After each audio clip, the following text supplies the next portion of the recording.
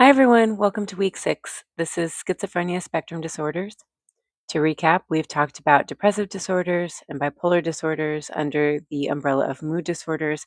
And now those factors might come into play as we talk about the schizophrenia spectrum disorders. But again, the reason that I put this after the two mood disorders is because this is where we see a continued exacerbation of mood as it relates to thought content and difficulties managing and regulating one's behavior. But a lot of this really starts in the brain. So, um, without further ado, we'll talk about these disorders. I'm intending to play these videos during class, but if you want to actually watch them beforehand, the erotomanic example is not something that I'm going to totally touch on, nor is it well, no, both of these videos are helpful in being able to give you a visual perspective on the disorders that we're going to talk about, but I am going to save that for class, but you're welcome to view them beforehand if you'd like. So here's our lineup. My face might be blocking. I think it's blocking the corner. So we have delusional disorders, brief psychotic disorder, schizophreniform disorder, schizophrenia, which is what I believe I'm blocking, schizoaffective disorder, and catatonia specifier. Oh, shoot, I forgot to do this off. I don't need to make a voice recording here because this is what I'm doing right now. But here we are. This is what we're going to focus on in the presentation. Now, I think you know this by now. I'm a very visual learner. And the spectrum disorders, given this is like the primary category of a spectrum disorder, I know we have autism spectrum disorder, but there are not additional diagnoses under that umbrella. So this is where it's a very specific layout and lineup of these disorders as it relates to psychotic symptoms. And so we have delusional disorder, substance induced psychotic disorder, brief psychotic disorder, schizophreniform disorder, schizoaffective disorder, schizophrenia, and schizotypal personality disorder. These are kind of on the spectrum as far as what the DSM says, least severe to most severe. And that's not necessarily true, but it's just giving you an understanding of how these symptoms can show up. They might go away, they may not go away, but especially if we're talking about substance induced psychotic disorder all the way to schizophrenia, this is where there's more commonly some sort of trajectory of how the psychotic symptoms show up, if they go away, if they do not go away, the timeline of that. And so as these is pardon me, as these disorders are built out and as they are categorized in the DSM, we go from one end of severity, even though I'll tell you why I disagree with this as far as delusional disorder when we get there, but one end of severity to the other. When we're talking about schizophrenia, that's really the most complex, most severe diagnosis that has the most unfavorable prognosis. Schizotypal personality disorder, I'm not actually going to talk about that in this presentation, but that is on this right end of the spectrum for a reason, because that is going to be pervasive and will be really a part of a person's experience, regardless of environment, day in and day out. That's different than what we see in these presentations, which most of them in the middle tend to be episodic, depending. And then we have catatonia infused into this process because this can show up as actual specifiers. And so, regardless of where we are, the one where we really won't see a catatonia specifier is delusional disorder. But catatonia is a specific presentation as it relates to speech and psychomotor presentation, speech behavior and psychomotor presentation that is pretty rare. And I don't know what the prevalence rates are, but can really be a very specific way of any of these disorders showing up. But we just don't always see it. It can happen, but it doesn't characteristically happen. That's why it is a specifier and not a subtype. More on that to come as well.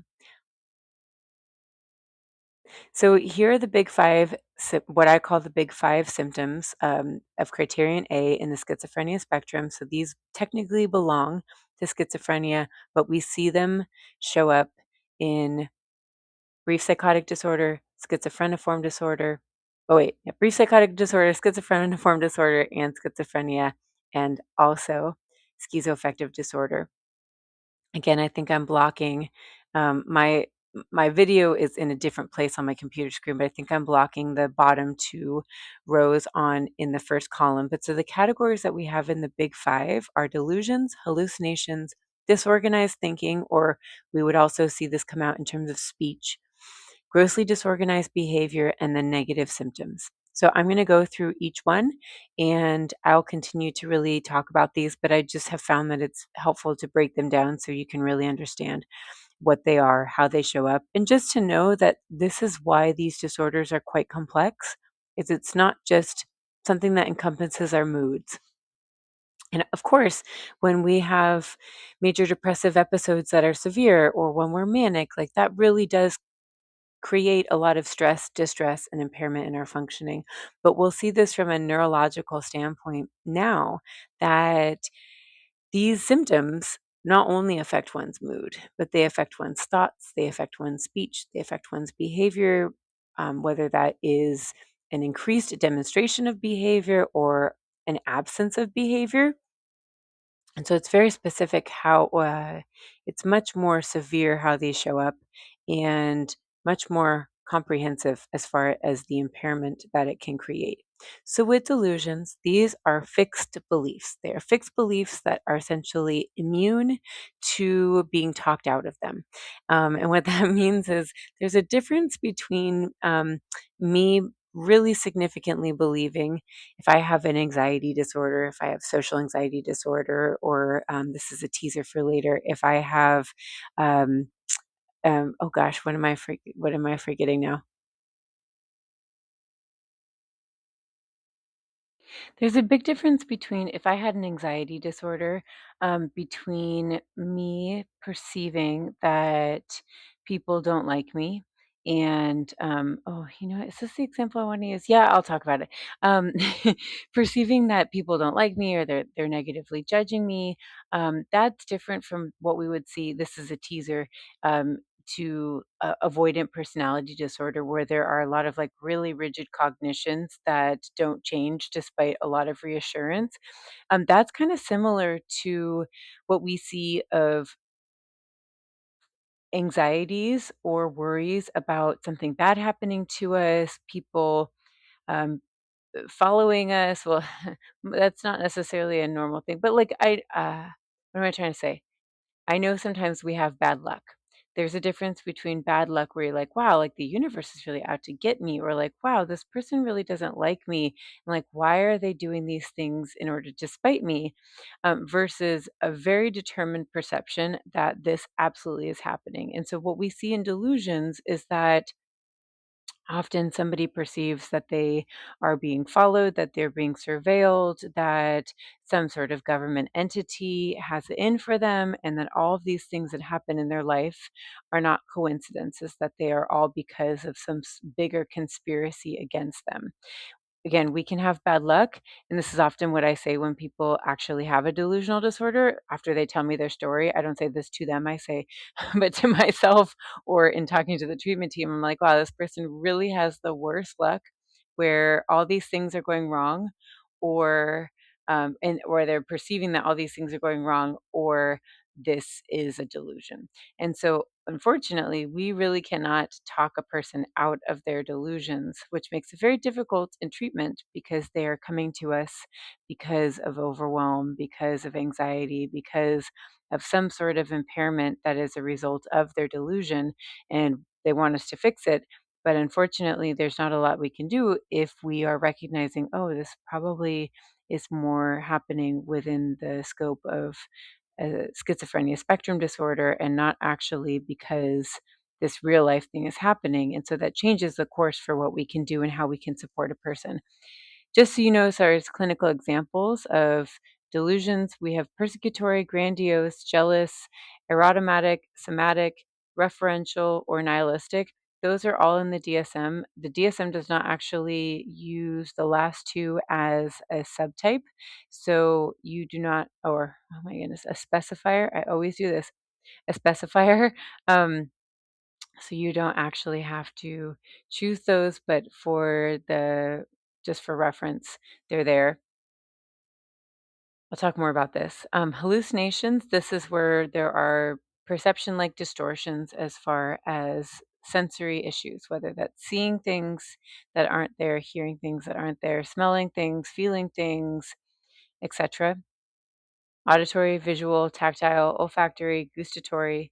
So tasting things that cannot be there. They can also, hallucinations, as we know, can be command or derogatory in nature. And so command is when they are telling a person to do something. This can be derogatory as well, because what we can hear is somebody in their voices are not only telling them and I hear this, I have heard this more so with difficulties when people actually um, have some sort of suicidal ideation that shows up as an intrusive thought, but they're at risk for some safety issue in the midst of some sort of schizophrenia spectrum disorder.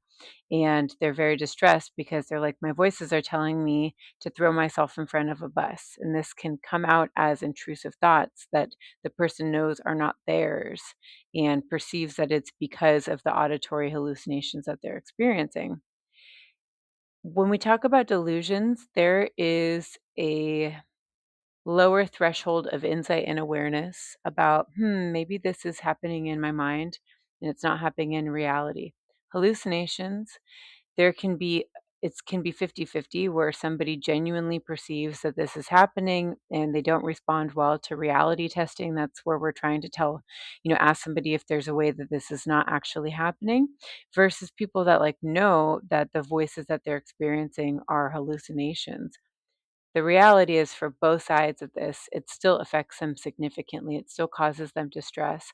And so when they have auditory hallucinations, derogatory and command hallucinations, they can't always be like, "Shut up, that's not real," or "Shut up, like, stop telling me what to do."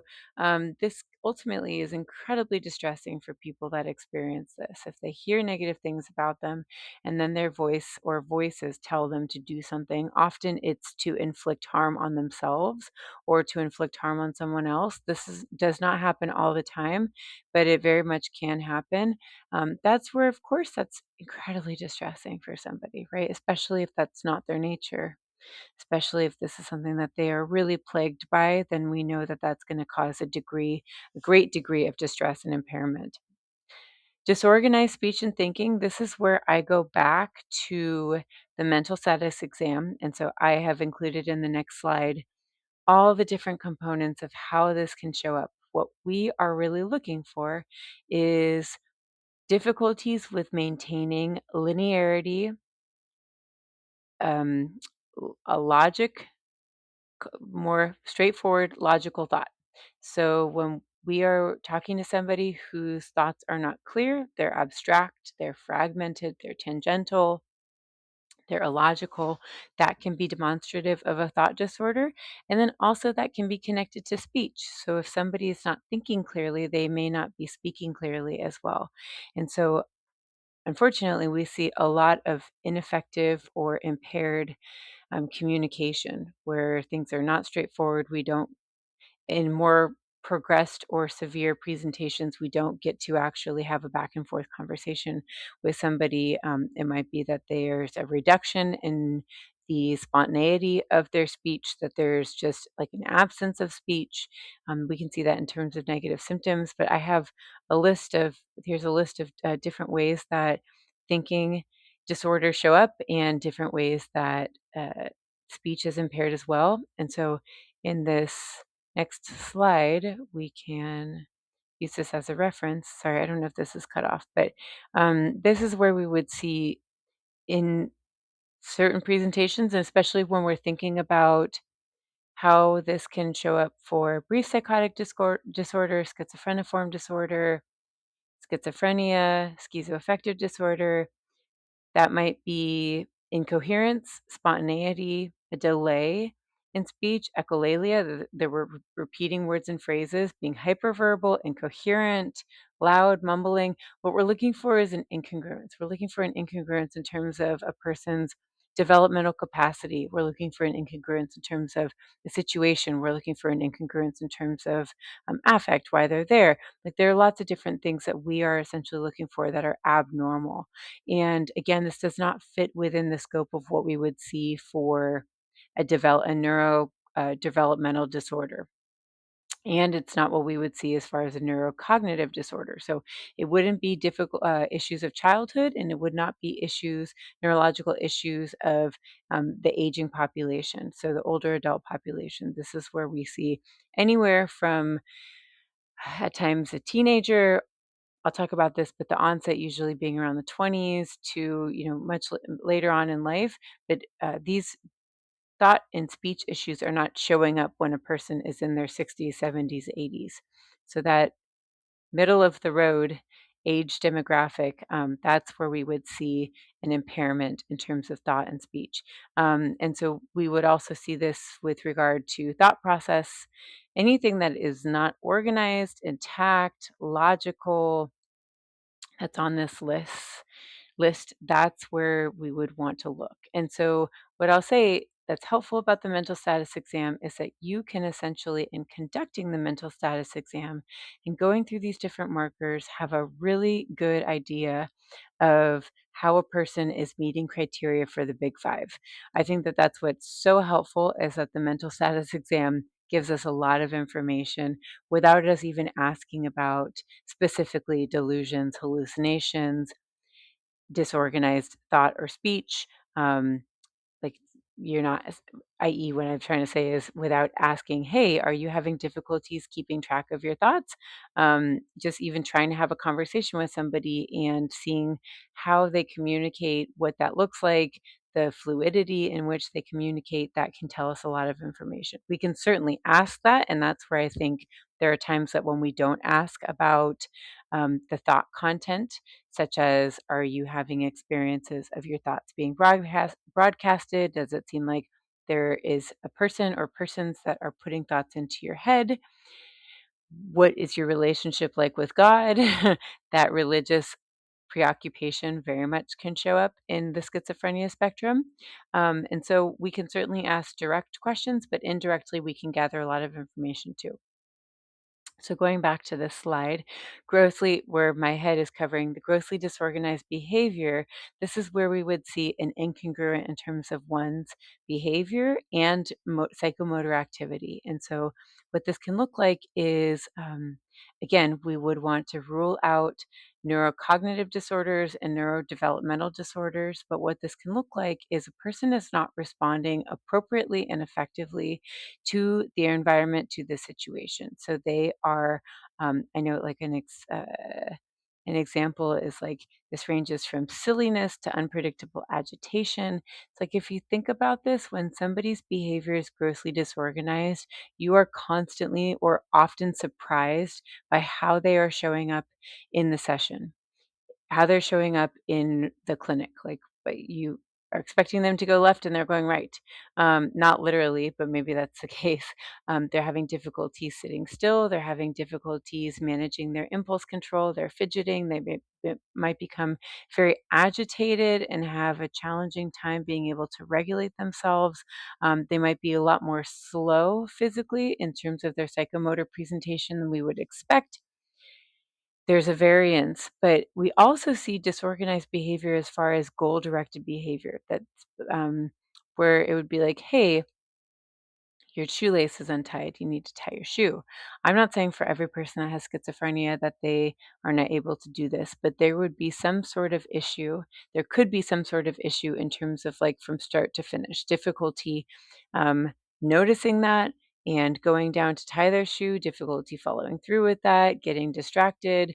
That is, I guess, one way to be able to explain this. But in a bigger everyday perspective, it's a matter of like, are they actually able to recognize, I need to take a shower this morning, or I need to be routine with taking my showers because I know that if I don't do that, then I'm going to be malodorous?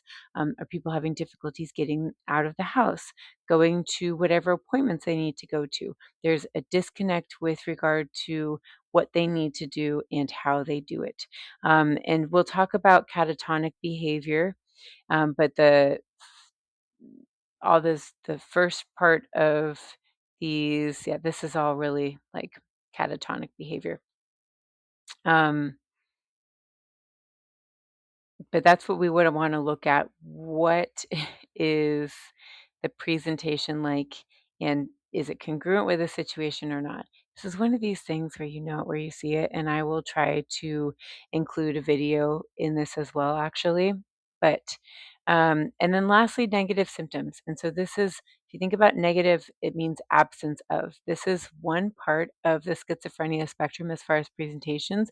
When we think about active symptoms, this is not an active symptom. This is really like the residual part of the curve as it relates to somebody's demonstration of behaviors.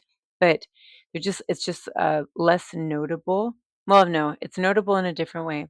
So often the two biggest things that we see are um, difficulties with motivation, with pleasure, with, and then also with socialization and speech. So diminished emotional expression would be a flat affect.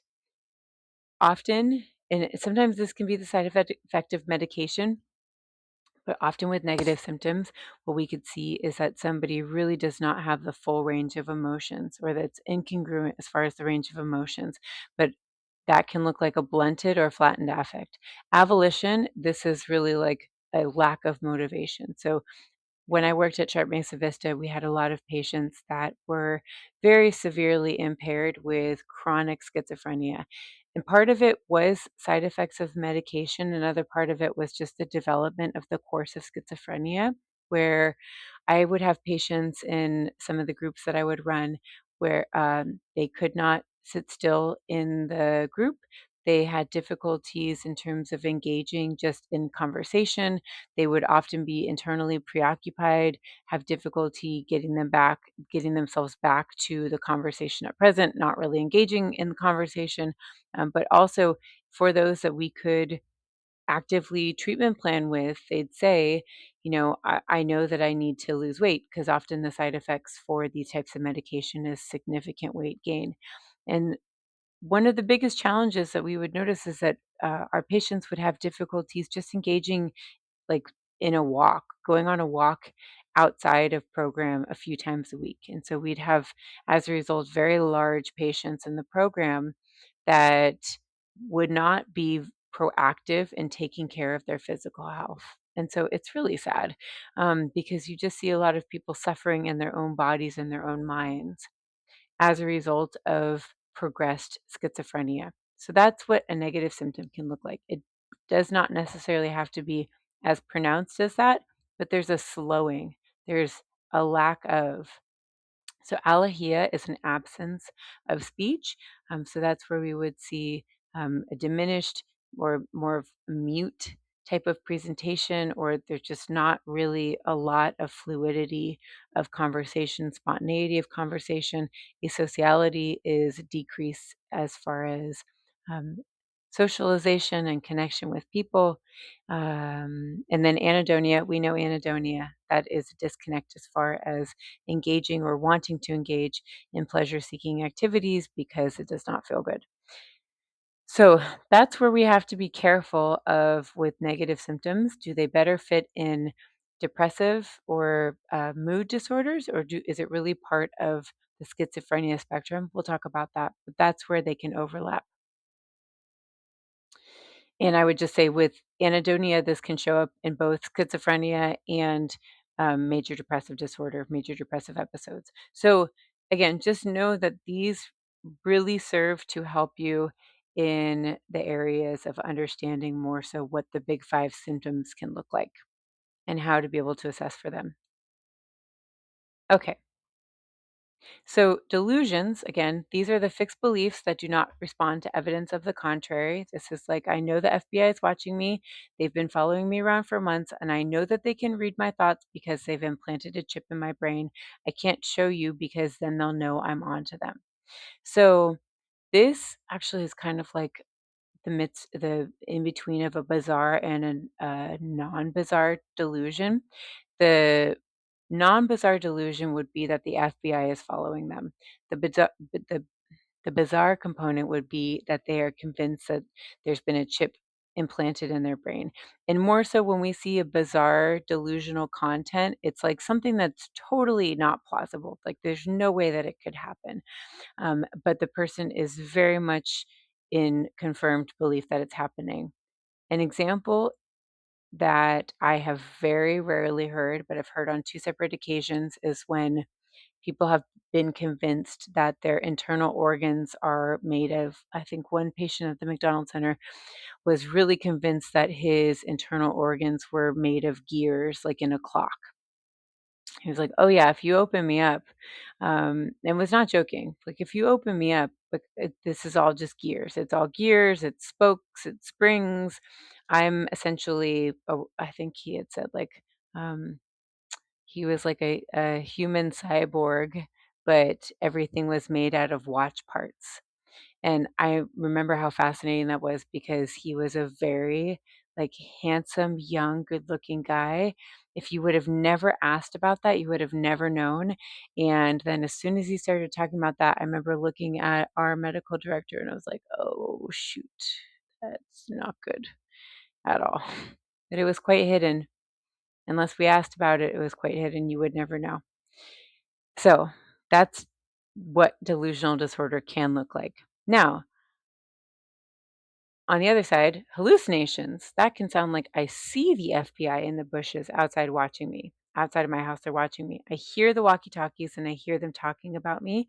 They're telling me to turn myself in. So, auditory hallucinations up above is visual hallucinations. The auditory hallucinations really can have a command component in this example. I feel the chip they implanted in my brain. I feel it in my body where they're talking about it, or where they're talking about me. This can be like, I would still count this as um, what is the word I'm looking for? My goodness. Uh, a tactile hallucination. We would more so prominently see or observe tactile hallucinations as far as like a feeling of bugs crawling under the skin. That can very much show up. But this example is very much aligned with the state of the delusion. So we could count both. And then uh, the ex the statement of I smell really bad, I'm self-conscious of my foul odor, that is an olfactory delusion. That's where this can very much be prominent, where people it's more so self-consciousness, but perceive that something is very foul smelling, and it can often be them. So this is hallucinations, perception-like alterations in reality. And I will say that auditory hallucinations, even though they are coming from inside the mind, if you ask somebody, they'll tell you that it's coming from around them, that they can hear it outside of them. That's how we know that it's an actual hallucination. They may be able to reality test and tell you that they know that it's happening mentally, but usually when people say that they first hear an auditory hallucination, I've heard this with younger demographics of kids or like teenagers. They say that the first time that they heard an auditory hallucination was where they heard whispering around them. Like it came out of nowhere. It was like whispering around them. And so that's terrifying. But they still hear it around them, not inside. And that's how we can actually differentiate more anxiety and intrusive thoughts and feelings versus hallucinations. Okay. So, big five symptoms, active versus negative symptoms. We used to call active positive symptoms. And I think there was a shift away from that because I don't think they want to make it sound pejorative, or that these are like, helpful symptoms. None of them are helpful. But the active symptoms, this is where there's like much more of a pronounced activity. Even if that is a reduction, there still is much more of like a heightened presentation of this. So we actively see delusions, hallucinations, disorganized speech, and grossly disorganized or catatonic behavior. The negative symptoms, again, think about that where there's the absence of it. It's a reduction of this. And so it's less about what's the word I'm looking for? It is less about like psychoactive. Is that the word I want to use? These are the prominent symptoms that when we think about schizophrenia, for example, we think about this, but they do come with negative symptoms. The negative symptoms may be may be present. Now I'm sounding delusional. May be present with the onset and display of active symptoms, but often we might see this kind of toward the end of an episode, if it's an episode, or the end of a period of time after a demonstration of these active symptoms. I'll show you a visual, I think, in the next, I can't remember if it's in the next slide. I added it. Oh, no, it's further on. Anyways, so just so you know how this fits, when we hear active symptoms, these first four go under active symptoms, and the negative symptoms, that's the flattening of. That's what I want you to remember. Okay, so we're going to start with delusional disorder. And as I have been doing, I'm going to read to you the diagnostic criteria, and then we'll talk about this. So, this is the presence of one or more delusions. Often we just see one type of content of delusion with a duration of 1 month or longer. So, criterion A of schizophrenia has never been met. That means that we do not have more of these symptoms of the big five, that the only symptom that we have are delusions. For criterion A of schizophrenia to be met, we need to have at least two. Often we see more, but we're just seeing the delusion. This is like delusion only. Okay. Um, this is what I was going to say. Hallucinations, if they are present, are not prominent, but they are related to the delusional theme. So that's where, I think like the chip being implanted in the brain, we saw this with Andy. I would still say that that's like under the umbrella of his delusion. It's where he was hearing the people talk about him, that still is an active hallucination. But the chip being implanted, I know he said I can feel it. I think you can still count it twice, but it's still like we could, if it that was the only symptom showing up, is if he was not having hallucinations and he was not having, like for Andy, he presented like pretty organized, but if that was really it and we were just dealing with the nature of this very fixed belief, then we would gravitate more toward diagnosing the delusional disorder. Apart from the delusions and the ramifications, apart from how a pronounced delusion really can change a person's behavior, because if they are paranoid that people are out to get them, for example, that they are going to change who they interact with, what jobs they take, how long they stay in jobs. Um, and when you talk to them about it, like if they get really weirded out or like they get very paranoid that they really can't talk to you because somebody's going to be listening, other than that, you may not see any sort of odd behavior. You may not see any sort of difficulties in terms of maintaining eye contact because they're not having any auditory hallucinations. They are able to really focus on the conversation. There's organization. I think about a patient that we had at Sharp Mesa Vista, and he was really in the depths of his delusional disorder. Until later on, his ADLs were not affected, but at the beginning, he was totally organized, getting to program, showering, no issue at all. But toward the end of when I was working with him, he was so backed into a corner because he believed that everybody was after him and that nobody was safe, that he didn't want to do anything really like that left him in a vulnerable situation, and that included showering. He always had a big, large duffel bag with him because it was all of his stuff. He believed that he was being poisoned. Um, he believed the nature of his delusion was that uh, a famous bank robber, that this case happened in San Diego. It was the Geezer Bandit. He believed that this bank robber knew him. This person is at large, was at large, I think is still at large, and somehow knew my patient and was in cahoots with a white supremacist organization, and they were after my patient. And at first, this was this belief. He didn't know why they were after him, what they were planning on doing, why they're coming to get him. But as the years progressed, different people that he would talk to, he would get this indication that they were um, working for this organization and that they were essentially like out to get him, out to harm him. And so that's where the walls continued to close in, where he had very few safe people toward the end of my time working with him. I left the job, so I didn't get to see how he continued to fare. But, the further along it progressed, the worse it was. So overall, at the start of this process, especially at the start of just, within a month or a few months, we would not see any sort of like noticeable issues as far as a person's behavior. It's just, again, until we start asking.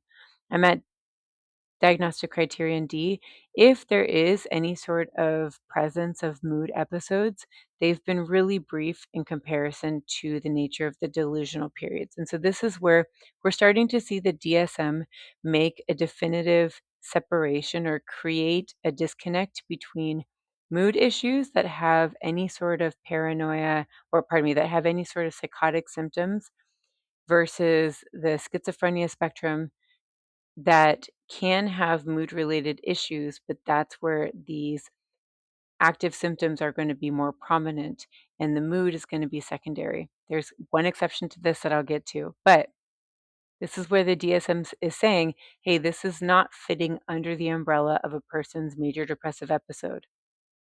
Their delusions are not just happening when they're manic. That can happen. People can be paranoid, delusional, but it will go away when the person is no longer manic. And so that's where we have to make a distinction of how is this showing up and when does it begin and when does it end. Now we know to rule out physiological effects of substances, of medication, of another mental condition, and it's not explained by, oh, I didn't put this on the next one, body dysmorphia or OCD, because body dysmorphia can really be delusional in nature. We'll talk about this when we get to, I think, week 13, depending on what semester you're in. We'll talk about this when we get to feeding disorders, eating disorders. That can be very fixed, but we want to know if that's better accounted for by a person's overall perception of themselves and in their physical appearance versus something that's persecutory in nature, for example, or OCD, where that is another firmly held belief that something is unclean, is dirty, that there are particular religious practices that they have to follow. So we have to zoom out and look at what is the nature of this delusion. Is it really happening independently of other behaviors, or are there other behaviors that come with this, like checking behaviors? That's where we would want to look at body dysmorphic disorder, OCD, etc. More on that to come in week 9. Okay, so there are these specifiers. Erotomatic type, I will show you that video. Grandiose type, where the central theme is this conviction of like having some really fantastic talent, but not better fitting under the criteria of a manic or hypomanic episode. Jealous type, this is where there's like this central theme, and this is where a central theme of somebody, a significant other, being unfaithful. What we want to rule out is paranoid personality disorder. From there, it's not stated in the diagnostic criteria, but just something to keep in mind that we'll come back to. Somatic type, or pardon me, persecutory type, this is again what we're going to see the most commonly. So that somebody's being conspired against, cheated, spied on, poisoned, drugged, that like somebody has very bad intentions and will not leave them alone. That they have it out for them, they are following them, they are using other people to get to them. And so there is some sort of like, inability that they have to thrive and prosper as a result of this person or this entity that really has it in for them. This can be incredibly confining for a person because if everybody's after you, then nobody is safe, and that is very, very distressing. We also can apply somatic type, so there's some sort of difficulty with bodily functions. Insert the anecdote about the patient at the McDonald Center who was made up of gears. Mixed typed, it might be that there's not one predominant theme. Unspecified, we really don't necessarily know what the nature is. Like there's no dominant issue. I've never seen that before. And all the times that I've worked with somebody with a delusional disorder, they have a story to tell and they want to come in and they want to tell you exactly what that story is, how it came to be, and why they're not safe. And so this is where we can essentially identify if there's bizarre content. So something that just you really couldn't explain. And the way that I think about delusional disorders is when you're trying to talk to somebody, usually they're going to say something along the lines of, I know this sounds crazy. I know you're not going to believe me, but that might be with bizarre content or not. Regardless, what is happening to the person and how this comes out in a clinical interview is they're going to say, I know this sounds crazy, but, or I know you're not going to believe me, but this is happening to me. And I think about trying to have conversations when I used to meet with people to assess them for entrance into the program that I ran that's focused on treating schizophrenia spectrum disorders. I would always try to test the waters to see if I could reality test with them. And the feeling that I would get when I would try to reality test with somebody that had a delusional disorder or had a schizophrenia like presentation, schizophreniform presentation, schizoaffective, is that it was me trying to inquire as to whether there was a possibility of any other way to explain what their delusion was. Is it possible this isn't happening? Is it possible that like this might be your experience, but that, all these people that you've said that like don't actually know each other really don't know each other. Sorry, what I'm trying to say is I'm building up to this. It feels like two same sides of a magnet being pushed together, right? So, like, how that works is that they repel one another, where there's just this, like, nope, pushback. Like, I can't get to that part of the story. They don't want to talk about it. They go around it. They keep trying to tell me more information about it. But there's not this acknowledgement of, you know what, you might be right, or you know what? That's a good thought. I never really sat with that because this has been so overwhelming for me. There's not this like, yeah, I get it. Yeah, I hear you. That's where opposite sides of the magnet, positive and negative, can connect, right? It's like, boom, we got it. This is where it's like, ugh, I just can't make this connection work.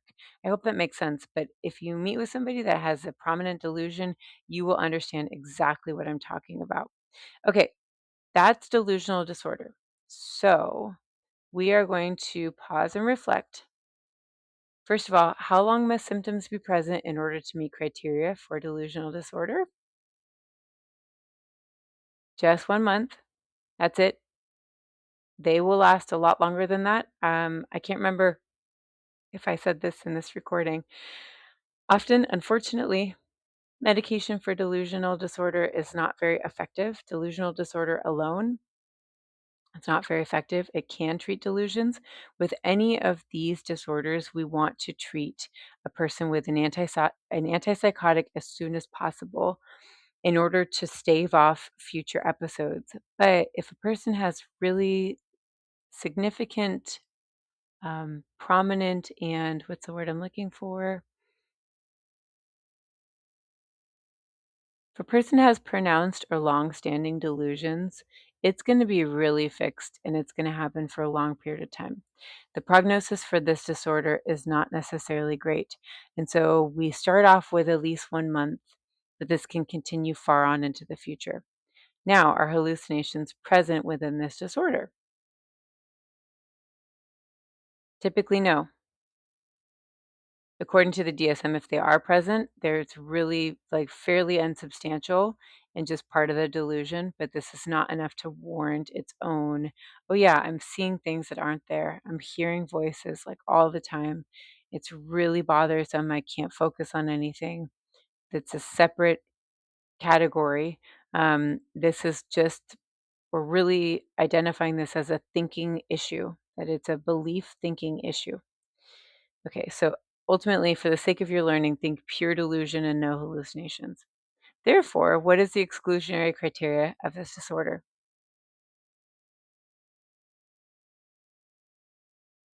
So, criterion A of schizophrenia, we want to make sure that we don't see any more than just this one of the big five. So we're not seeing two or more. So that's criterion A of schizophrenia, which is the presence of hallucinations, disorganized speech, grossly disorganized behavior, or negative symptoms.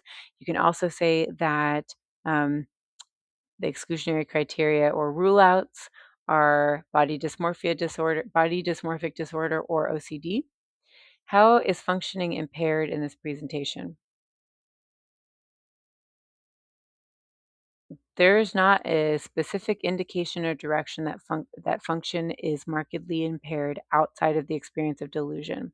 So again, outside of talking to somebody that has a delusion, we may not see overt, like we may not be able to spot this from a mile away. It just really depends. And even with my patient that I was talking about at Sharp Mesa Vista, who was being followed by the white supremacist group, he was not. Um, he was a Caucasian person that was a very wonderful, faith-based man and loved to do good for the community, and that was where he perceived that he had wronged somebody, is because he was not a white supremacist himself. Challenged a lot of core values for him. Um, but even when I would see him, I would know him and know just the nature of his mood, and he was just always really anxious and depressed, but, like, you couldn't see that coming a mile away unless you really knew how his disorder was affecting him. That's gonna be different than what we would see in more of a prominent schizophrenia presentation, for example. Okay, lastly, oh, I went too fast.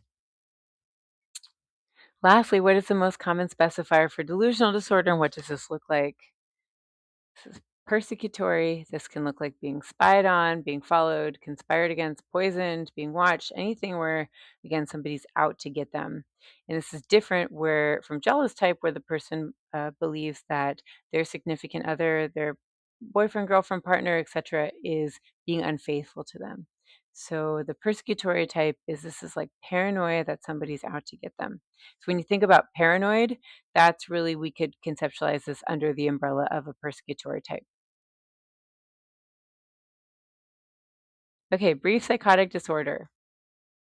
Okay, brief psychotic disorder.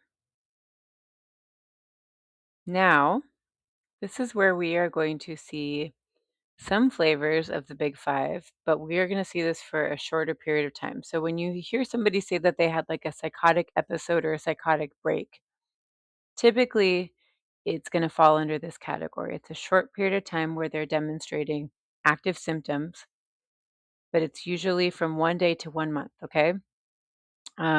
What's that's in order to meet criteria, it's the duration of this is 1 day to 1 month. So we are going to see the presence of at least one of these symptoms, and it's actually not the big five; it's the big four in this regard. Because, like I said, it's active symptoms; it's not a negative symptom. So we are going to see at least one of delusions, hallucinations, grossly disorganized speech, or grossly disorganized catatonic behavior. They can happen in clusters. All we need is at least one. And you might ask, hey, Lindsay, wouldn't that just be delusional disorder? If it's just a delusion and it better meets criteria for that, then you're going to choose delusional disorder. But often we're going to see hallucinations and delusions together. Like, or that we're going to see delusions, hallucinations, disorganized speech. Like, there's going to be more than one. But it's a great question if you ask that. Just came up in my mind.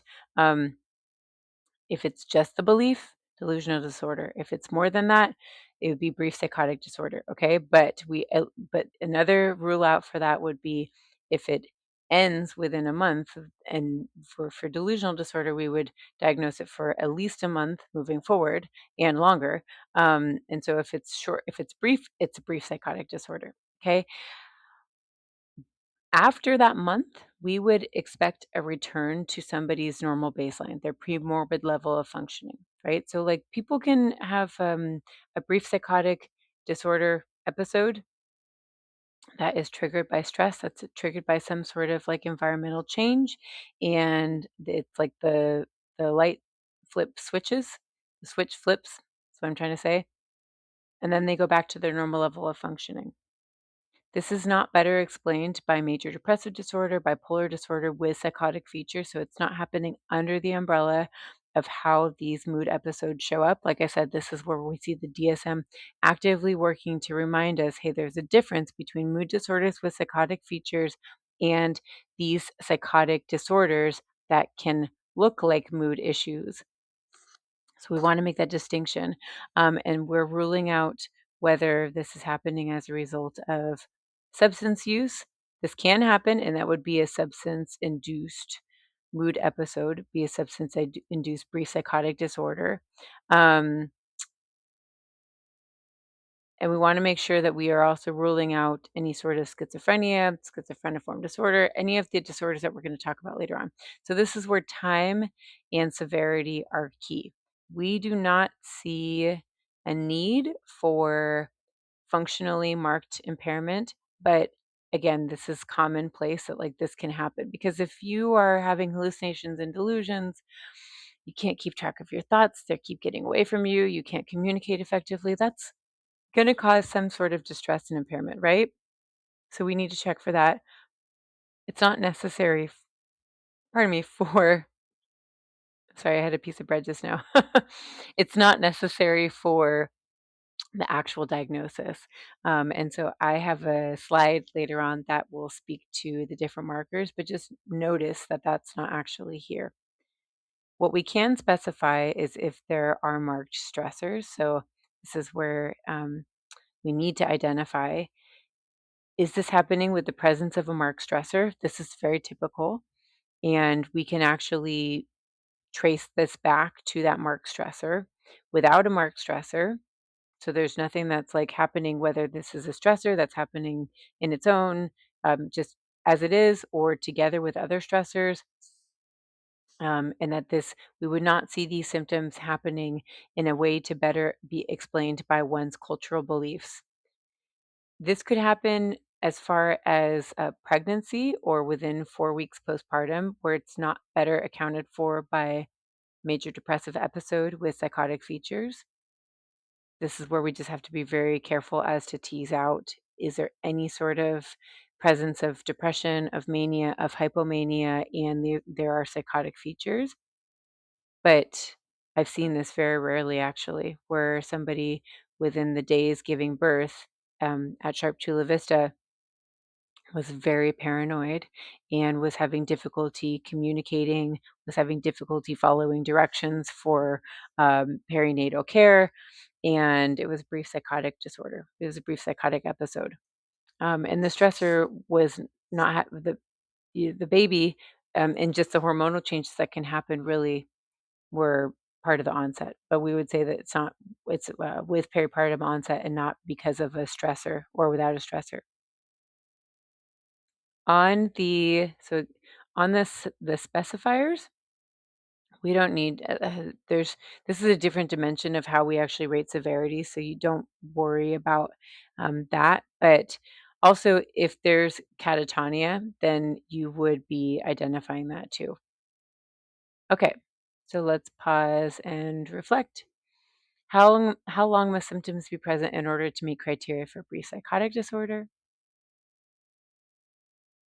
1 day to 1 month with expected return to baseline afterwards.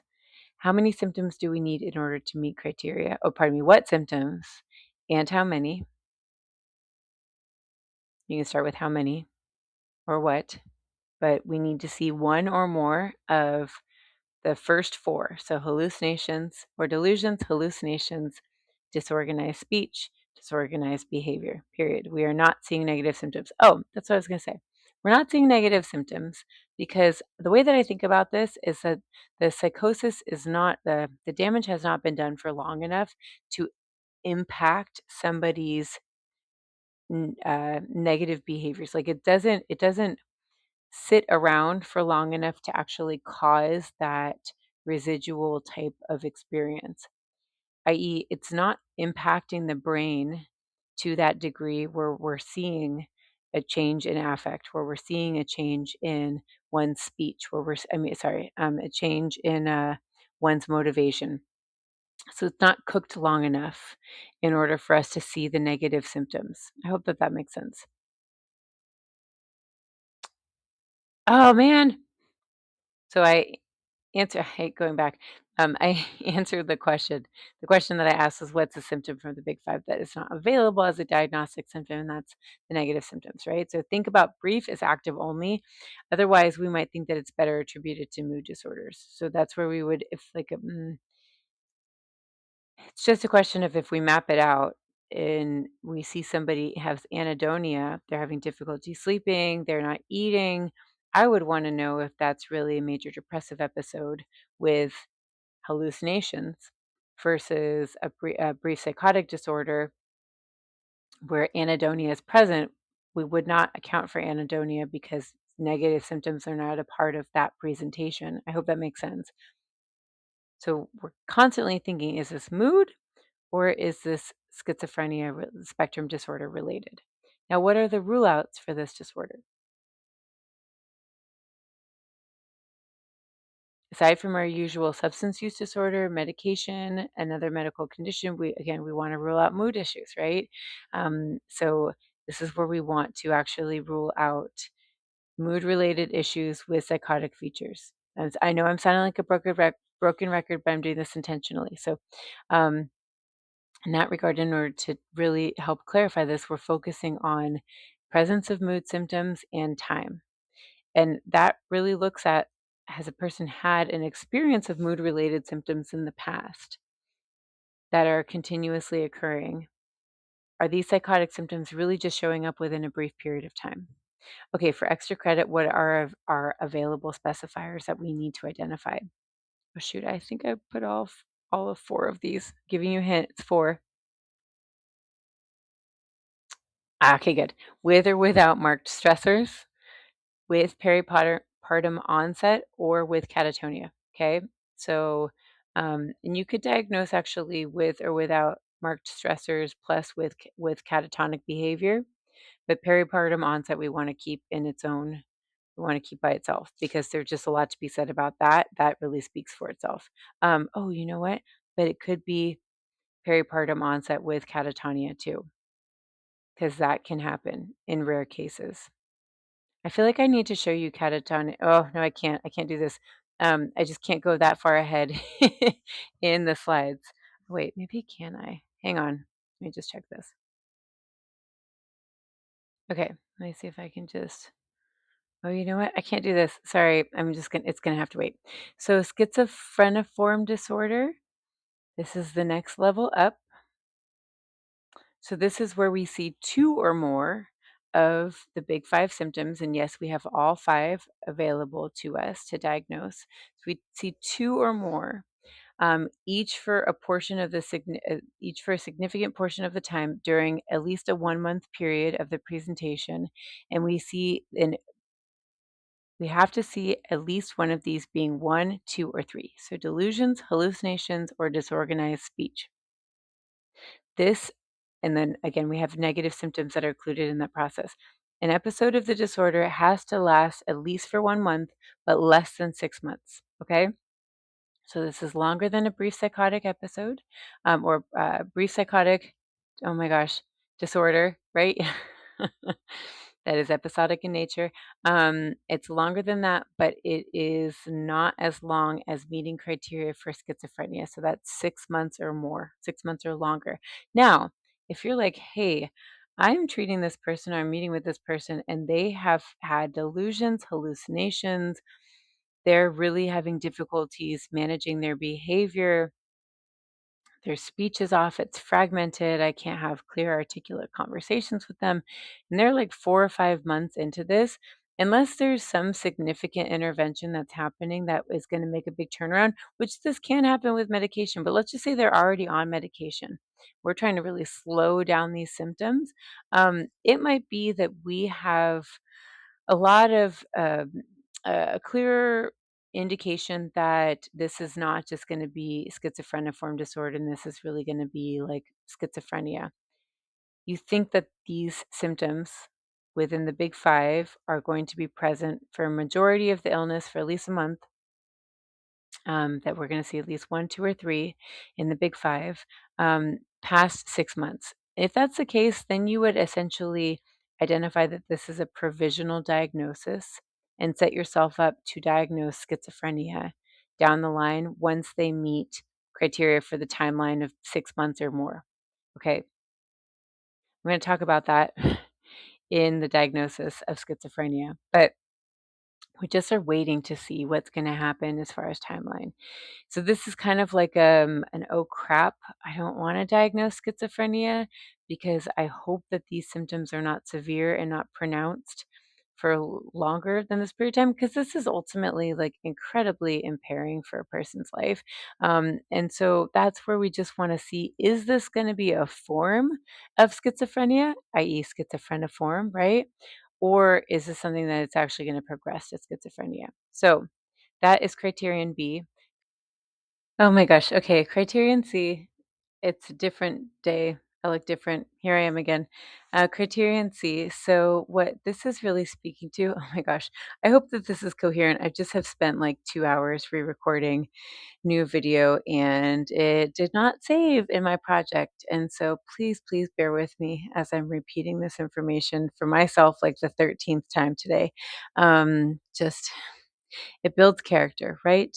So when we were talking about, I'm going to take this badge off because when we were talking about these disorders up until we get to schizoaffective disorder with delusional disorder, brief psychotic disorder, schizophreniform disorder, and schizophrenia. What the textbook is consistently trying to get us to understand is that there's a difference between mood episodes that have psychotic features and the schizophrenia spectrum that happens to have some mood features to it. And again, that's more for schizoaffective disorder. But when we get to criterion C, what this is talking about is that we are ruling out schizoaffective disorder and we're ruling out either depressive disorder or bipolar disorder, either with psychotic symptoms, because what we're trying to understand is that there's a difference between those that have mood disorders and there's only psychotic features that come within the confines of the mood disorder that are not acting independently of one another versus psychotic features on the schizophrenia spectrum. So, any of these disorders that we're going through that happen to have mood features. So, with criterion C, what this is saying is that we are ruling out schizoaffective disorder, major depressive disorder, or bipolar disorder with psychotic features because none of these episodes have occurred concurrently with the active phase symptoms, or if any mood related episodes have been present in a person's life, they are, especially in conjunction with psychotic features, they're so minor in comparison to the effect that the criterion A symptoms have that it really doesn't warrant its own diagnosis, or it really is not part of the clinical picture of this disorder that we're talking about. And so we need to track how mood related issues are coming up. Is it present for the majority of the total experience of the psychosis? Is it present just for a minority of it? What does that actually look like on paper after we graph it? You'll have the opportunity when we talk about schizoaffective disorder, but what criterion C is saying is that there really aren't a lot of mood issues, if at all, present. Okay, so we just need to rule out short answers. We need to rule out mood related issues, including schizoaffective disorder. Of course, we need to make sure that this presentation is not happening being fueled by substances, medications, or another medical condition. And what we're also specifying on the second part of this page is whether or not the person has good prognostic features, bad prognostic or pardon me, without good prognostic features, or catatonia. Again, I'll get to catatonia, but good prognostic features. There is an indication that somebody can get back to their premorbid level of functioning if the onset of the symptoms happen of the prominent psychotic symptoms happens within the first 4 weeks of the noticeable change in somebody's usual behavior functioning. So the shift away from their baseline. These active symptoms in criterion A occur within the first 4 weeks. And I think what that's trying to say is that essentially the bell shaped curve occurs closer to the onset of these symptoms, if that the bell shaped curve of the active symptoms occurs further away, then perhaps it takes longer for the residual symptoms to occur. Therefore, we might not see a person come out of this within 6 months. I'll show you what that looks like in another slide. Um, Also, I don't know about confusion or perplexity, how that's a protective factor or that's a good prognostic factor. But certainly, if a person has good premorbid social and occupational functioning, that really builds in resilience.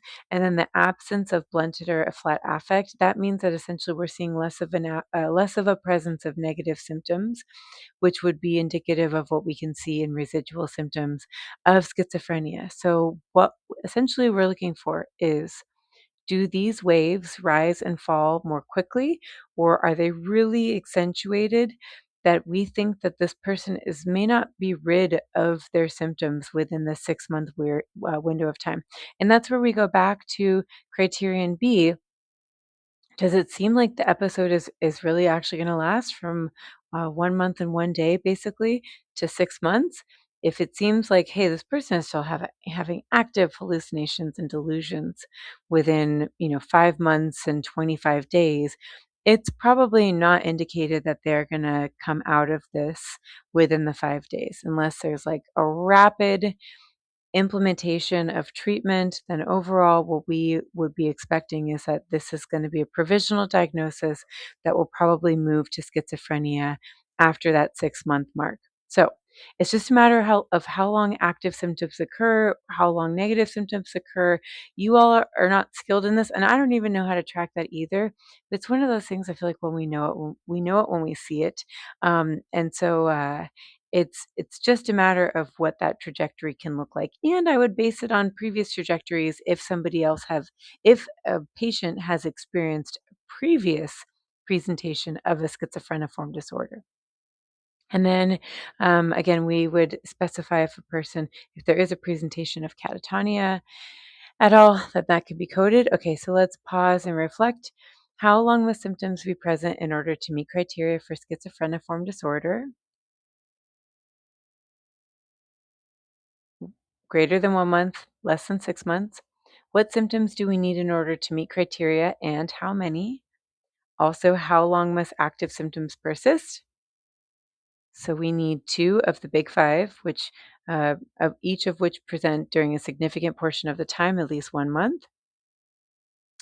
So we have to have these symptoms be present and active within this period of time. It can't be like they have a couple weeks worth of delusions and hallucinations, and then like a couple months later. I know that they're not that specific as far as the criteria, but then a couple months later, maybe we see some blunted affect. We really need to see this take up the bigger part of the clinical picture. Now, remind me, what are the big 5 symptoms again, and which of those are active symptoms? So we have delusions, hallucinations, disorganized speech, grossly disorganized behavior, negative symptoms. The first 4 are the active phase symptoms, right? What are our rule outs for this disorder? So, aside from our usual that we see in the Handbook of Differential Diagnosis, right, ruling out step 2 and step 3. We also want to rule out that this is better accounted for by a mood related presentation that happens to have psychotic features. So we want to make sure that these symptoms have not occurred concurrently within and only concurrently within active mood related episodes, or that they've been present for a majority of the time in the clinical picture of one's mood related experience, right? So we want to make sure that if psychotic symptoms have been present, or pardon me, if mood related issues have been present, that they are really, really minor in comparison to the overall clinical presentation of how the big 5 present in a person's experience. The last question is, what happens with this diagnosis if you have a patient where you have to diagnose but don't think that symptoms will abate by that timeline of 6 months? What word do we use then to mark it?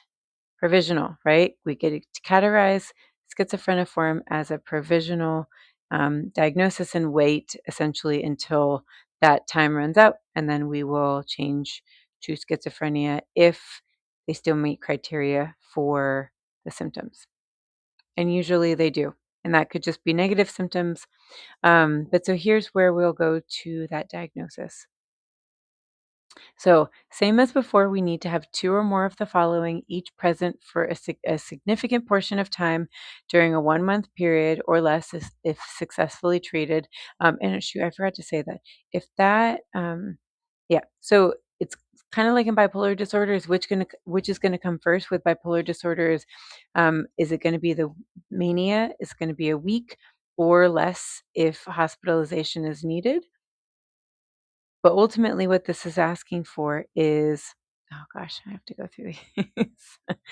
Ultimately, what this is asking for is at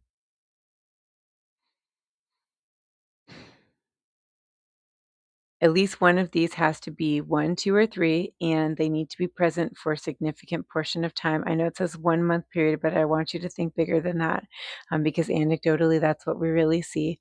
So, delusions, hallucinations, disorganized speech, grossly disorganized or catatonic behavior, and negative symptoms. Now, I'm going to read for criterion B. I'm going to read from the DSM because I think that this is really important for us to recognize as far as the shift with regard to what the DSM is spelling out for us in impairment and functioning issues. So, what the DSM says is that the characteristic symptoms of schizophrenia involve a range of cognitive, behavioral, and emotional dysfunctions, but no single symptom is pathognomonic of the disorder. The diagnosis involves the recognition of a constellation of signs and symptoms associated with impaired occupational or social functioning. Now, what this is saying is that the presentation is not just delusions, it's not just hallucinations, it's not just disorganized speech. These are really occurring in relationship to one another. Not only do they have a temporal relationship, but they have a working relationship with one another. So it's not just, even though it says, the next sentence that I didn't read but will read now says individuals with the disorder will vary substantially on most features, as schizophrenia is a heterogeneous clinical syndrome. So there is still room for individual experiences. But what we're seeing is that these symptoms are clustered together. They are actively occurring and that they're clustered together, thus significantly impairing a person's functioning. And so not only are we going to see a significant impairment in a person's functioning, but it's going to really shift what their lives look like and how they present as it relates to, oh, it makes me so sad when I think about this, as it relates to how they were before they got the disorder. That's what makes me sad because sorry, I'm stressed as a result of having recorded these all day. But now I'm just my stress is like creating sadness because I've worked with a lot of patients at Sharp Mesa Vista, and I've always wondered what some of these older adults that have had schizophrenia for a long period of time, how they were like. And you hear stories about them being musicians and mechanics and really high functioning people. And through genetics, through substance use, through stress, schizophrenia took hold and their lives went in a vastly different direction. And, for a lot of people, I worked in a program where we had chronic schizophrenia patients. And so clearly their lives never got back to their premorbid level of functioning. We would also see young adults, young boys in their early 20s who would have the onset of this, and we would actively try and make sure that family was on board to treat them, that we could actually work with these patients to be medication compliant because we knew what the future more or less looked like for them. And it's a very depressing, dismal future that does not have a very good prognosis.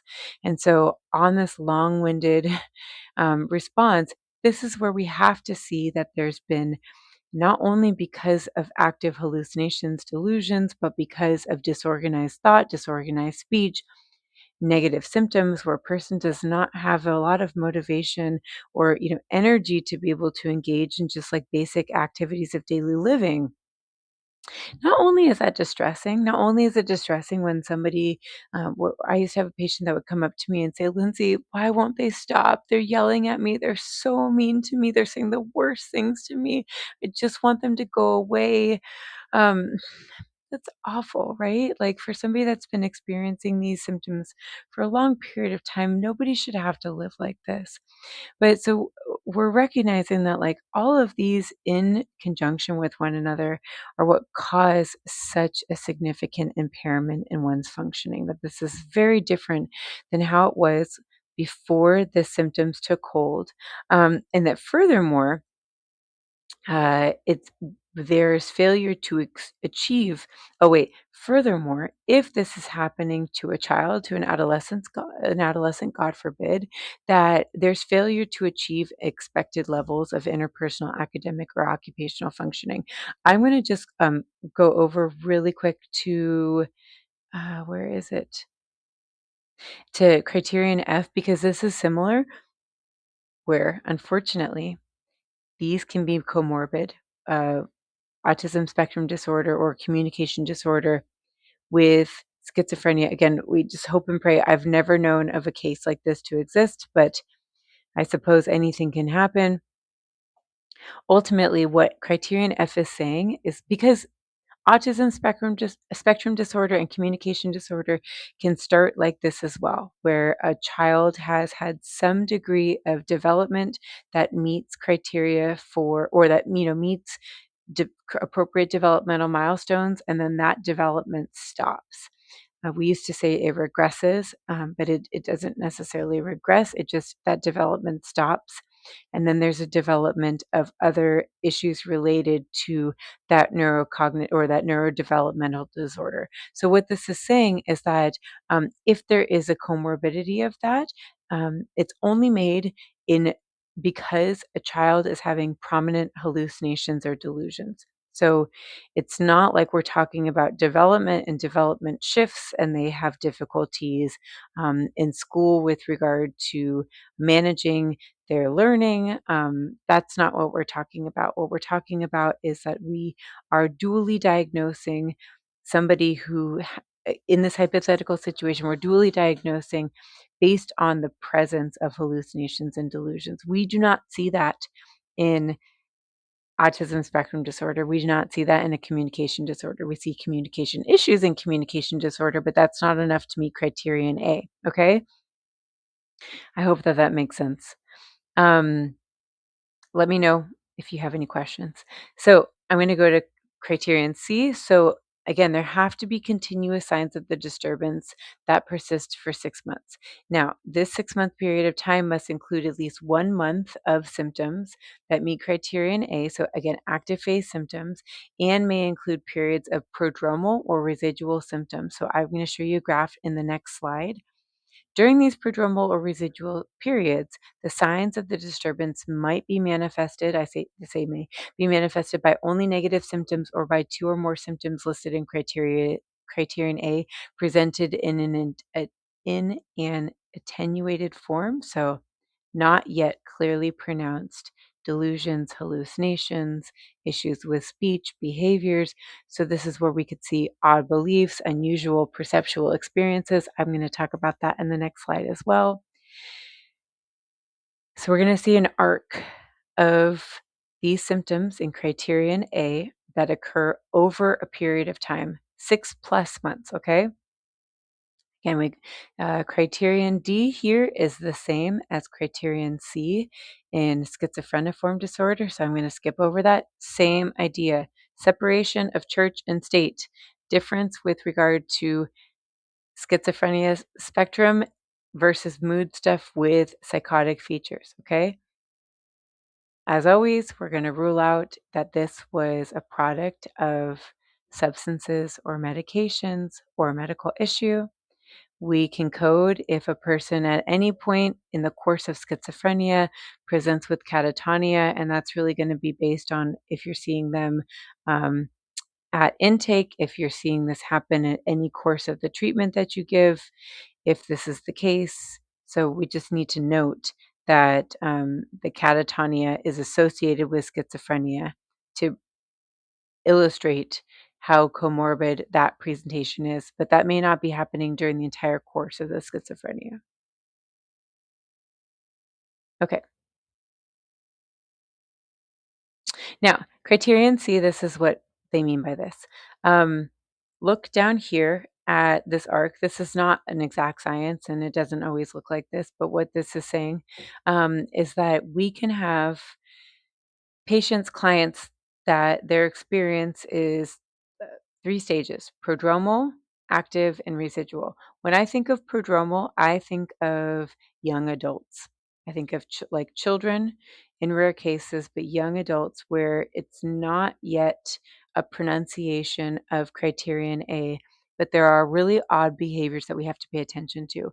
I remember one of my students when I worked at the Wellness Counseling Center at PLNU's undergraduate campus, had a client who was like 20, and the client had been diagnosed with, I think, major depressive disorder and some sort of social anxiety disorder. And my student had just taken or was taking Dr. Coleman's psychopharmacology class, and that's where he talks about prodromal symptoms. And what she was saying, which is like what, I hope you all get to have an experience, is, hey, Lindsay, my clinical gut feels off about this. It feels like it's more than just major depressive stuff. It feels like it's more than social anxiety disorder. And she was right. The symptoms of this client presented was that he really had an increase in his social isolation. He had an increase in terms of his anxiety. He had an increase in terms of perceiving that people were talking negatively about him. But it was, when we talk about social anxiety disorder, we can reality test that to a degree. It's like, yeah, but what evidence do you have? How do you know that that's really the case? With this guy, he was just like, "No, I know that my friends, I've grown up with them, but, like, I know that they are really thinking bad things about me, not even saying bad things about me, thinking bad things about me. They don't like me, they don't wanna be around me, they individually are thinking that I'm a bad guy." As a result of that, he was continuously isolating himself, was feeling more depressed, and so it looked like anxiety, it looked like depression, but it was coming from this deeper belief that something bad was happening as it related to what his friends were perceiving about him. And he was leaving the house less. I think he ended up quitting his job. He was just like holding himself up in his family's home. And I'm so proud of my student because she caught it. She was able to connect with the psychiatrist to talk to the psychiatrist that the client had been seeing already, so that the psychiatrist knew to ask this. This is one of these things that sometimes we don't have the bandwidth. Sometimes psychiatrists aren't seeing people. Like, a lot of psychiatry is through telehealth. That if the person is not supplying them with that type of information, it may totally be unnoticed. Or if the medication is having like an um uh, not even a residual effect, is having an adverse effect, and the psychiatrist's like, wait, what's going on? Like, we sometimes just get lucky in that sense. But prodromal schizophrenia is a very real thing. This can be a significant warning sign for providers, for families, whatever. But most often we see this. It's just a matter of like, do we know to tune into this? No.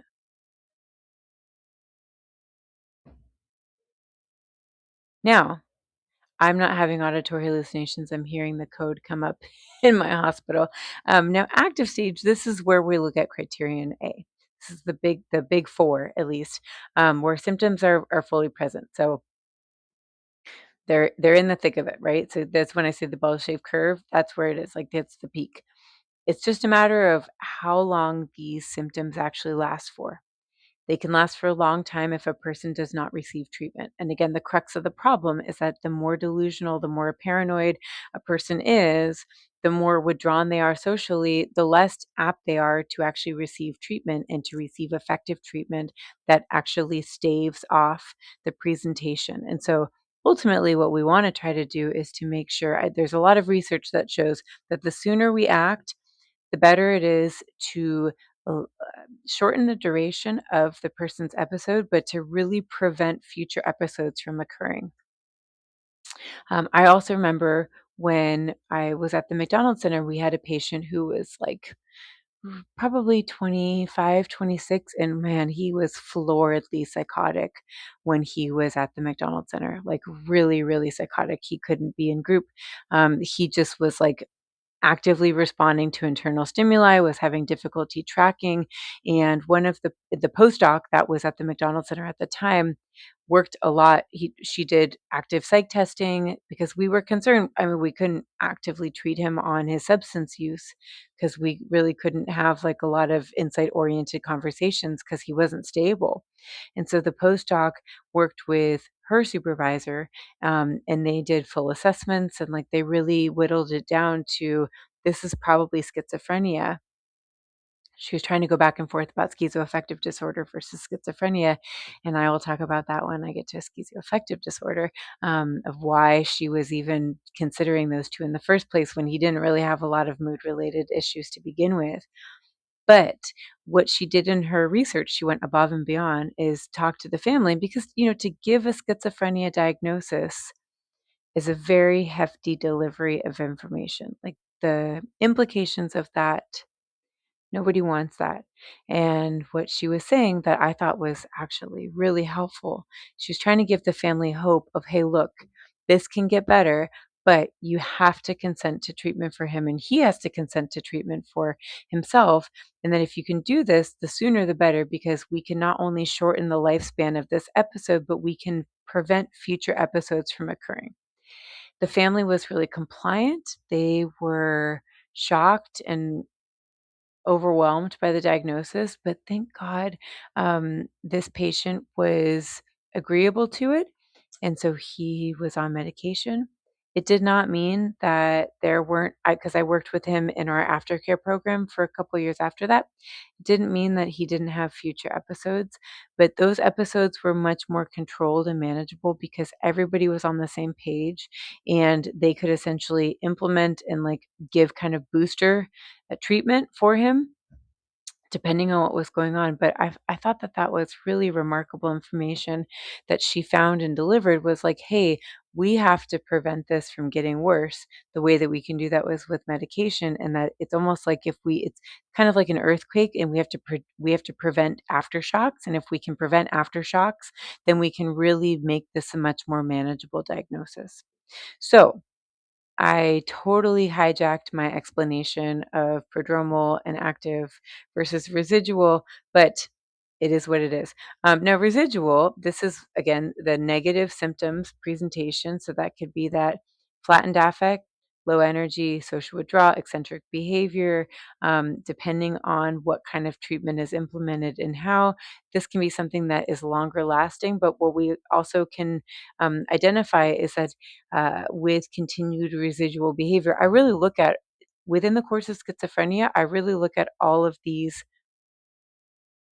as one and the same, 1 through 5, because you can see very much avolition actively occurring when a person is experiencing delusions and hallucinations. Like flattened affect, we can very much see that occurring when a person's experiencing this. This can also be a byproduct of the medication that they're taking, depending on what it is. But they can all work. I talk about how, they're all clustered symptoms, like they really do have a significant relationship with one another. So that's what that means. Now let me give you some information well, we're gonna pause and reflect. Oops, I didn't catch that. How long must symptoms be present in order to meet criteria for, just pretend that this doesn't exist, schizophrenia? There's no disorder, I will fix that. Over 6 months, right? So this is 6 months, and once that person is diagnosed with schizophrenia, that's their diagnosis. Now they could have a single episode. I didn't put this in on the slide, and I'm looking at page 114 of the DSM, but they could have 1 episode, that is active or is in some form of remission, or they could have multiple episodes. Same thing, active or in some form of remission. It just really depends. That's just to take into consideration. Now, how long must active symptoms persist? What do we know? I said that they work in relationship to one another, but we have to see. So, oops, sorry. How many symptoms do we need in order to meet criteria, and what symptoms? Shoot, sorry, I gave it away. Um, I don't know why I did this, but second question is what symptoms do we need in order to meet criteria, and how many, how long must they be actively present? So we need two or more of the big five again with each of, oh, I thought I fixed this. Haha. um, with it, each of these symptoms, or with these symptoms at least being present for a significant portion of the time, at least 1 month. It's the same guidelines as schizophreniform disorder. Oh, sorry, I have to fix this answer. But I'm not stopping my recording because I am not going to throw this off again. I'm not going to thwart this process. So I'm just going to keep going. What do we know about the impairment of functioning within the diagnosis in comparison? And what do we know about that? That's really kind of a full stop question. And then what do we know about that in comparison to the other diagnoses that we have reviewed so far? This is the only diagnosis that we see where we have to see markedly impaired functioning in one or more areas of life, plus the failure to achieve expected level of functioning. Although most individuals with the previous diagnoses experience dysfunction in some areas of their life, the prognosis is a lot better for those that recover from schizophreniform disorder, for instance, than it is much higher than that of schizophrenia. Therefore, the degree of functioning is going to be different. So what this is saying is that although if you have brief psychotic disorder, schizophreniform disorder, during that period of time, that's going to impair one's person. It's going to impair one's functioning, not only with regard to distress, but it's going to limit them in some degree. But what this specific notation on the diagnostic criteria for schizophrenia is identifying he said it's one thing to go back to your baseline level of functioning after that episode is done. It's another thing that when you're actively in schizophrenia, that is so significant that it's truly going to impact one's overall ability to show up to work, to show up in relationships. And again, that's what makes me sad is that we kind of lose a person. Their spirit can be there, their personality can be there, but it is so diminished in comparison to the overall effects of the disorder. Now, you might ask yourself, as I'm saying this, well, Lindsay, don't people have episodes of schizophrenia? And does that mean that they go back to some sort of baseline of functioning? It can. It can, especially with treatment. We see lots of stories of people that have stabilized, that are working, but that is contingent on medication. That's contingent on medication administration if they're actively taking that. Um, but during the course of the active episodes, that's where the DSM is telling us, yeah, a person's going to be significantly impaired, especially because all of these big five symptoms are typically working to affect one another, and a person cannot demonstrate stability during that time. I hope that that makes sense. Let me know if you have any questions on that. So, what are our rule outs for this disorder? Like we talked about before. Our usual steps 2 and 3 for the Handbook of Differential Diagnoses, and then also we want to rule out mood-related presentations. This is where I'm going to talk about this in schizoaffective disorder. Now, I'm going to pause for a second to identify what's interesting about schizoaffective disorder is the actual prevalence of this disorder. The DSM says that this occurs in about a third as many patients as it does with those diagnosed with schizophrenia. It's interesting, and you all can tell me this later on in your practicum experiences. If you work at Sharp Mesa Vista, if you work at API, if you work at a crisis house, look at the diagnosis on paper or in the EHR of somebody that has active hallucinations, active delusions, that has difficulty communicating clearly, that does not take care of their activities of daily living, where this has been pretty pronounced for a period over a time of 6 months, or they've had a longer history of this. What is their diagnosis? Let's just say that the person has, you can't apply this right now, but just, I hope you remember this. A lot of our patients that have maybe had the presentation meeting the big five for 6 months or longer, maybe for a year or two, a lot of these diagnoses that you're going to see are actually written as schizoaffective disorder. When we look at this diagnostic presentation, however, it's going to be very, very different. What I have found is that commonly physicians, PAs, NPs are going to park at schizoaffective disorder because, for whatever reason, that is a much more palatable diagnosis that's easier to swallow than schizophrenia. Not whatever reason, there are lots of reasons. Schizophrenia is very difficult to come back from. It's like, a cucumber that's been pickled. We can't go back to that cucumber.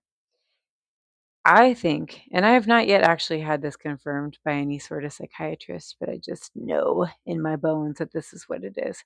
I think that on paper, it's a much easier diagnosis to make and to give of schizoaffective disorder than schizophrenia is. However, they're so different as far as presentation. In my time of treating these schizophrenia spectrum disorders, I think I've come across like one or two people that genuinely have had schizoaffective disorder. And I reacted in a truly authentic way of saying, that's schizoaffective disorder, because the way that they were describing their moods and their psychotic symptoms is that they were occurring in conjunction with one another actively, that the mood related symptoms were occurring for a majority of the time of active symptoms. We do not see this in any of the other disorders because the DSM told us that that's not going to be the case. With schizoaffective disorder, what the DSM is saying is, hey, there's a percentage of people, a smaller percentage of people, but there's a percentage of people that not only have this active phase of criterion A for schizophrenia, but during which they're going to have active mood related symptoms that occur for a majority of the time as these big five symptoms are occurring. The caveat is that there's got to be a period of time. So I just explained criterion A.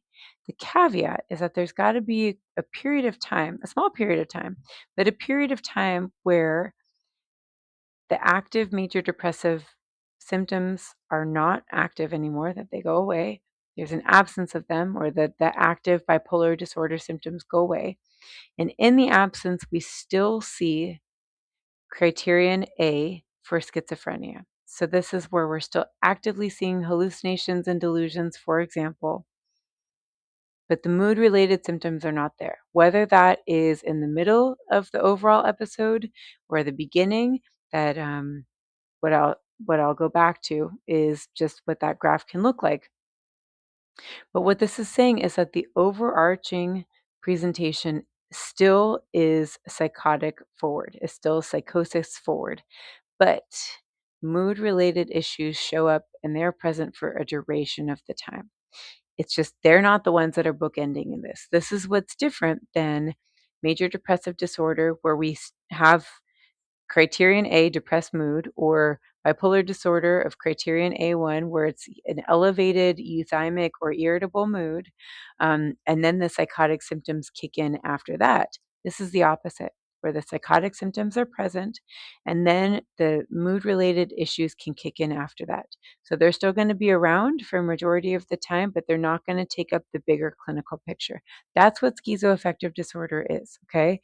So that there are symptoms that meet criteria for a major mood episode being present, lasting during a majority of the total duration of the active and residual portions of the illness for the big five symptoms, um, but they are not outlasting these active and residual portions of the illness. So we have to specify whether this is bipolar type, whether a manic episode is part of the presentation. Major depressive episodes can occur under that umbrella, but again, the active symptoms have to override that or overrule that.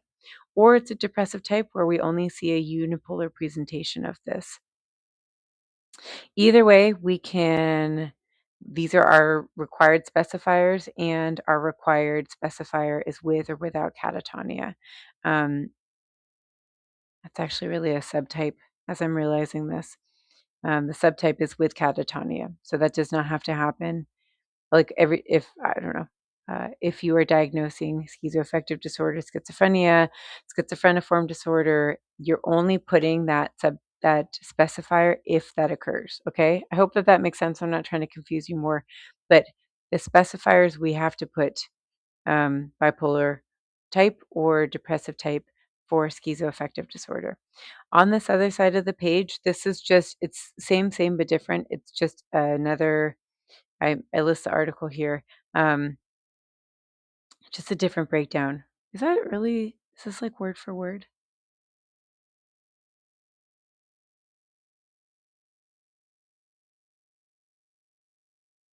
I think it's pretty much word for word. Why did I put that there? I don't know.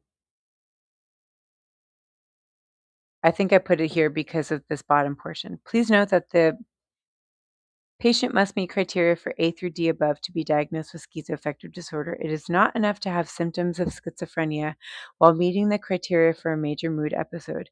Please see the differential diagnoses and Pearl section for more information. Um,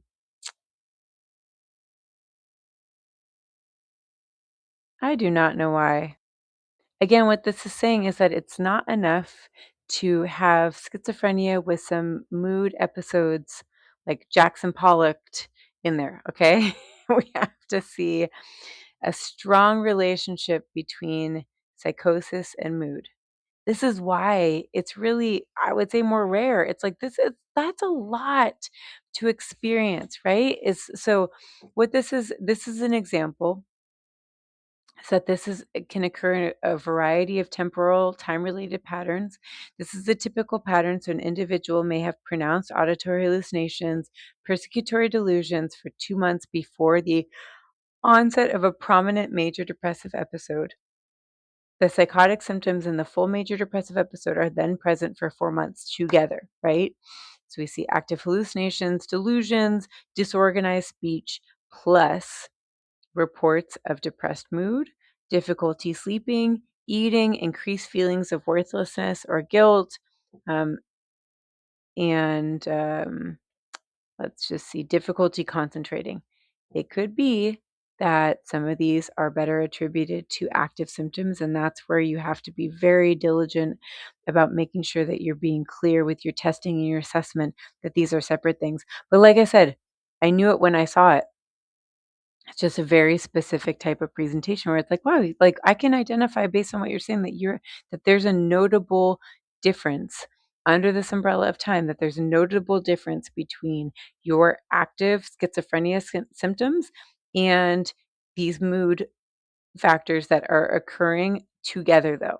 So then what happens is that at some point the mood related factors go away and that we are still seeing negative residual symptoms. So we're still seeing the anhedonia, asociality, um, difficulty like poverty of speech, difficulty with regard to motivation, avolition, that still is occurring that would not better be accounted for by major depressive disorder. I hope that that makes sense. But where we're actively tracking, where does this belong? The bigger clinical picture is still that it belongs to the schizophrenia spectrum, where we have this like mood related stuff that is superimposed in this process, or that it's happening along the lines of it. Um, and that they are living in a harmonious way, not harmonious, of course, um, way together. Okay, I hope that that makes sense. Here's another visual of this. The raindrops are raindrops because they are meant to show how it's like an ongoing staccato of mood-related stuff without this continuous sheet of rain. So they're active for majority of the time. And is there anything else I want to say? Yeah, that it can be major depressive episode, plus criterion A, or that this is the other component. The delusions and the hallucinations have to also be present in the absence of the major mood issue.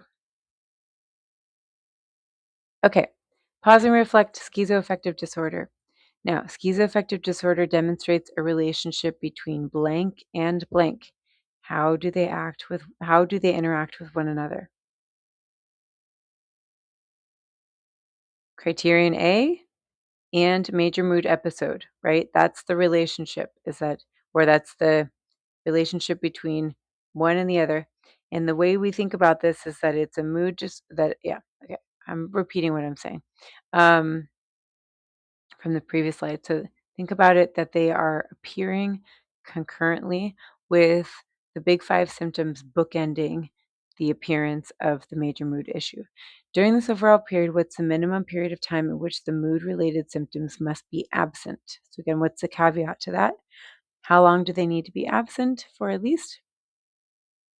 Although we're seeing them being presented for the majority of the time, we have to see at least 2 weeks where there's the absence of mood related symptoms while in the presence of criterion A symptoms. So again, that's how we know it's a schizophrenia spectrum forward presentation and not a mood forward presentation. Next question, what do we know about what's required for the presentation of the mood-related symptoms? And how long must they be present during the schizoaffective disorder? So the mood-related symptoms must meet full criteria for a full mood episode, whether that's mood major depressive episode or manic hypomanic episode. Although they have to be present for a majority of the time. I'm repeating myself. Does this is this overkill? I hope so. But just so we make sure that you understand this. Now, what are our rule outs? Think about this in the opposite way of how we've been looking at this before. Just as before with schizophrenia, we want to rule out schizoaffective disorder. Because this is schizophrenia spectrum, i.e., criterion A heavy, we want to rule out schizophrenia, right? We want to make sure that this is not just like a presentation of symptoms that look like it's mood forward, but not, that it's not better accounted for by negative symptoms or even like any sort of active symptoms that we might think, is this mania? Maybe it is. So this is where active heavy assessment is going to be indicated. And I would even say heavy assessment from a psychiatrist is going to be the most effective. We want to really like make sure that we are calling in the experts here to ensure that it is one or the other or both.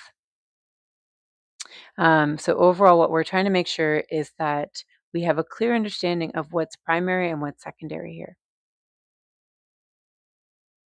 Okay, so which is which? In this first graph, we see delusions and hallucinations only occurring after the onset of mania. So mania begins, then the delusions and hallucinations begin, then they both go away, then the mania pops up again, and then that gives permission to the delusions and hallucinations. Now, on the other hand, we see mania doing its thing, but the active delusions and hallucinations are acting independently of the mania. So first one, what would you say? Bipolar 1 with psychotic features. Good job. Second one, schizoaffective disorder, right? So present during a majority of the time for schizoaffective disorder, but the overarching presentation is criterion A. Okay, I think you can catch my drift with this top graph. Depression episodes, 2 depression episodes. Oh, forget that that's I need to fix that. Just pretend that that's not there. Clearly, I did not fix that from before. So again, notice, when do these psychotic symptoms show up? Are they showing up anyways? Or are they showing up because they're triggered by mood episode? So top one, we're going to see major depressive disorder with psychotic features. And then the bottom one, you guessed it, schizoaffective disorder. Yay! Okay, catatonia specifier. What I did learn when I recorded this earlier is that the videos don't play. So you're going to have to watch the videos on your own, or if I have time to show them in class for my class, I will. But ultimately, this is a very specific and unique presentation that can happen within the course of schizophrenia. This can happen within the course of a mood related issue. This can happen because of a medical issue, of an autoimmune issue. So this is really can be tacked on to these disorders, or can be a product of something else. I will tell you that in the course of my career, I have seen catatonia twice. The first time was when I was in the adult intensive outpatient program, not as a patient. When I worked there, I'm speaking to like the two people who thought this. And we had a patient that had bipolar. Well, we didn't know she had bipolar disorder. Shoot, I kind of gave away the punchline. But we had a patient who came into program. I guess it doesn't really matter. Came into program, and they like, if she looked at you, she was brought in by her mother, who was like, her mom was in her 60s. Her mom was a nurse. Patient was like in her 40s. Um, Brought in by mom. Mom was like, "Hey, she has Lyme's disease. I don't know what happened. She's been taking care of herself. The neighbor said that she wasn't taking out the trash. They stopped seeing her. Every time I would call her, I couldn't get a hold of her. Sounds like she decompensated pretty significantly. So we thought that it was like something related to Lyme's disease.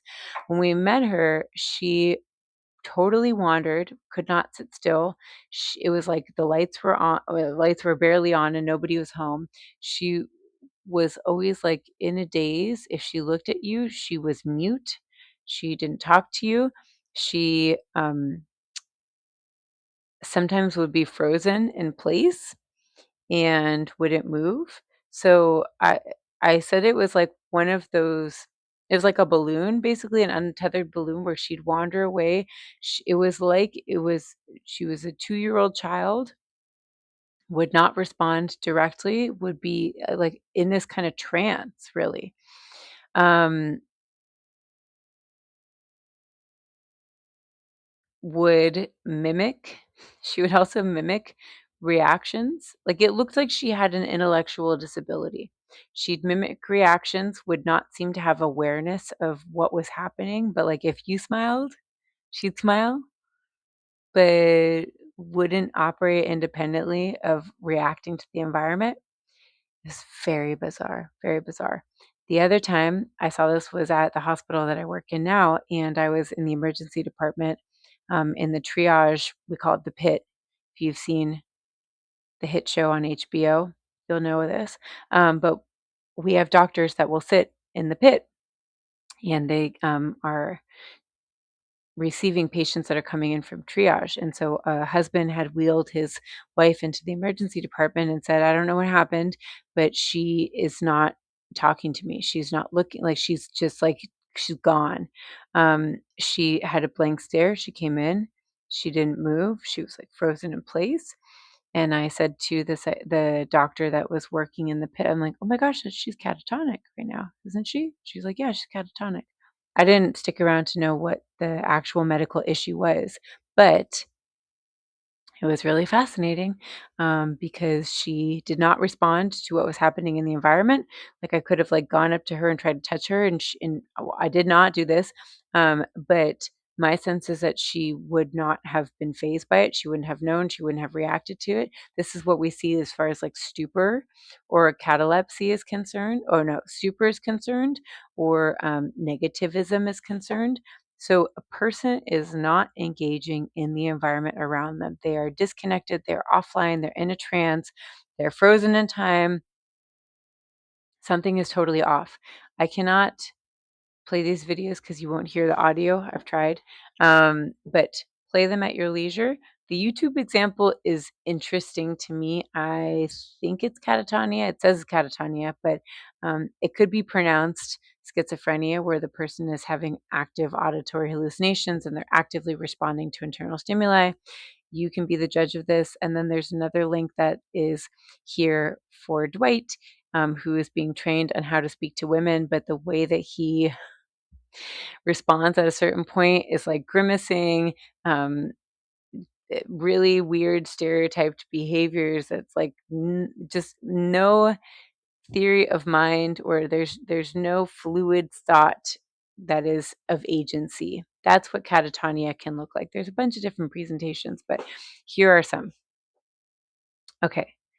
It's almost, I think ultimately it's like a person is frozen and they're not responding to their external environment. So substance medication induced psychotic disorder. This is going to be really common. We talk about people that are actively using stimulants, cocaine, meth, actively using psychoactive cannabis. Well, cannabis is psychoactive anyways.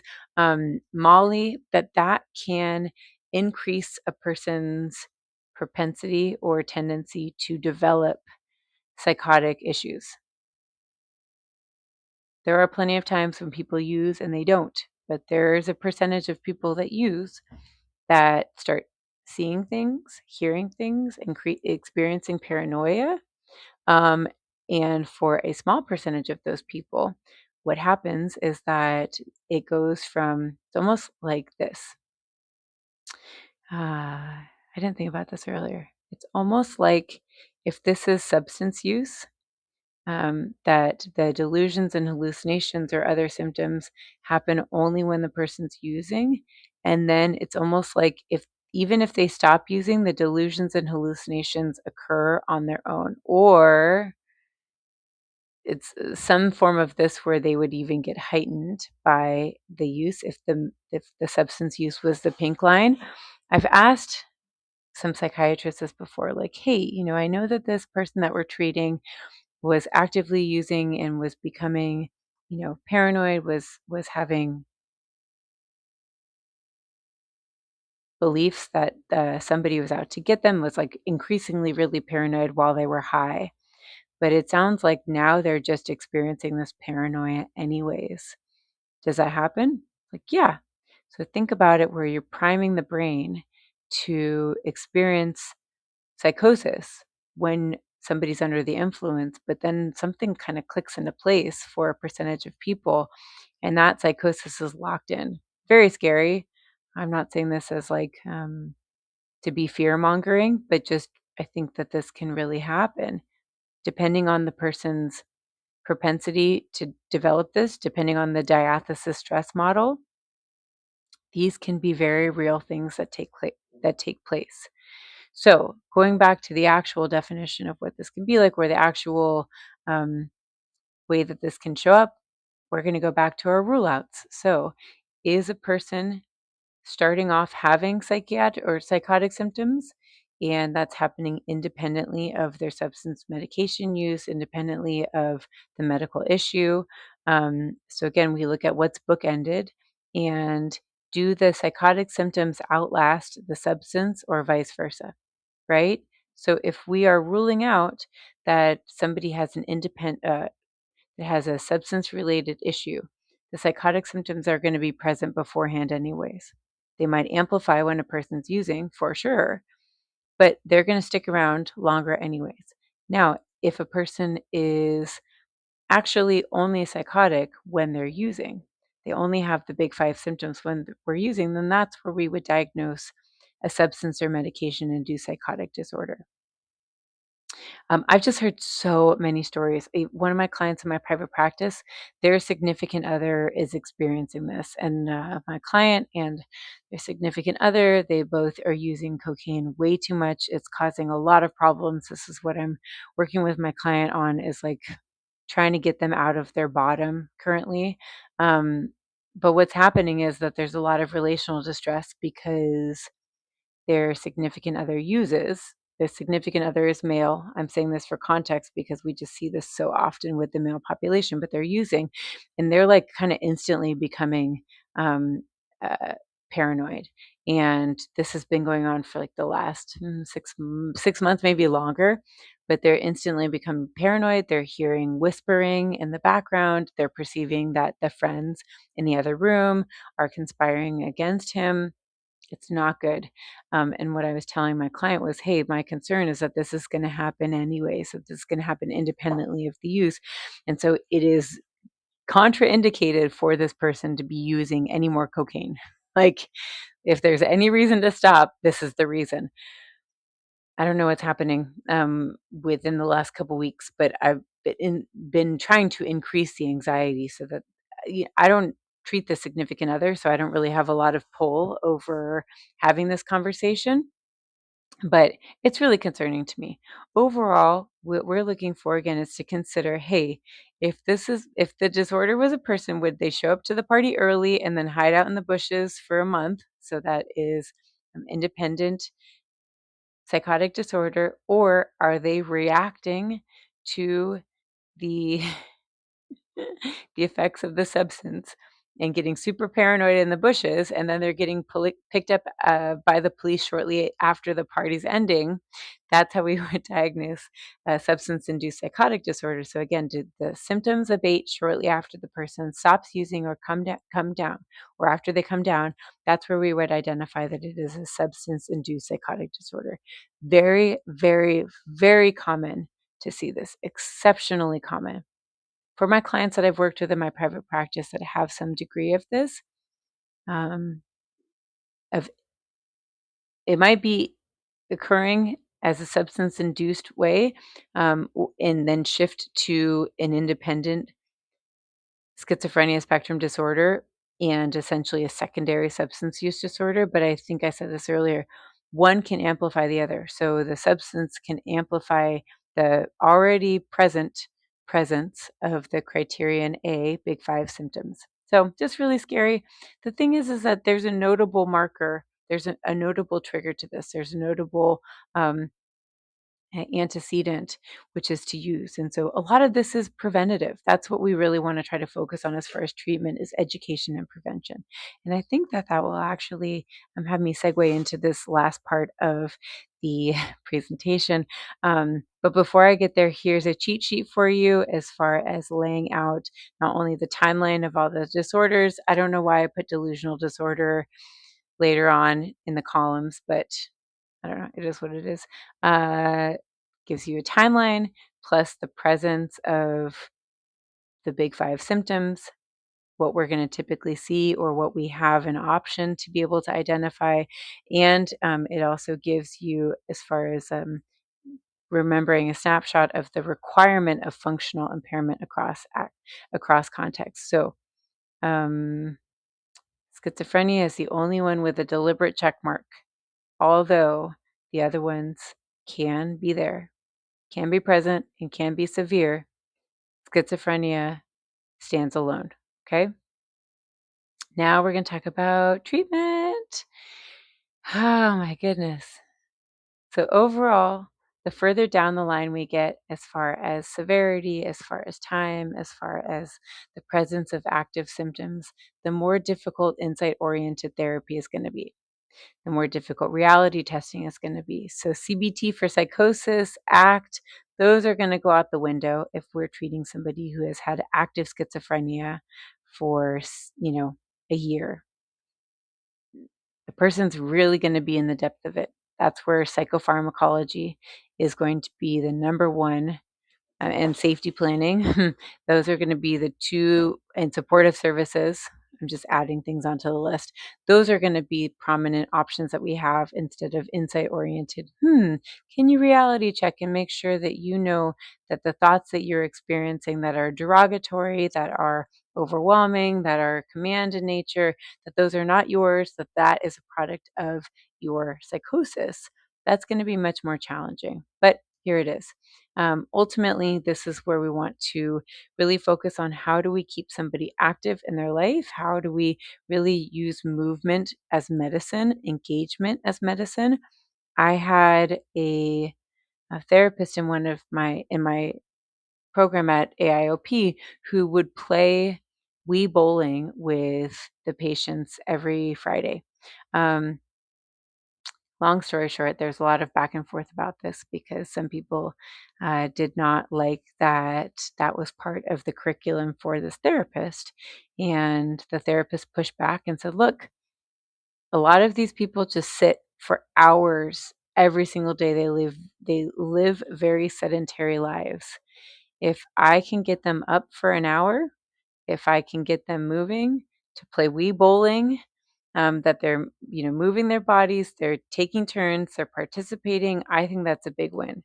And I really tend to agree with that. I think that that's important that we get people engaged and connected in their bodies. I've seen on other ends where people are just so internally preoccupied that, to do anything outside of their bodies, um, it's almost like they're immobilized by the nature of the active and negative symptoms. And so ultimately, what we're trying to do is to get somebody in their body, more so geared away from their minds. If we can, we want to challenge thoughts and engage in reality testing. But ultimately, this is where interventions of education, of early interventions, of treatment for medication are going to be so important.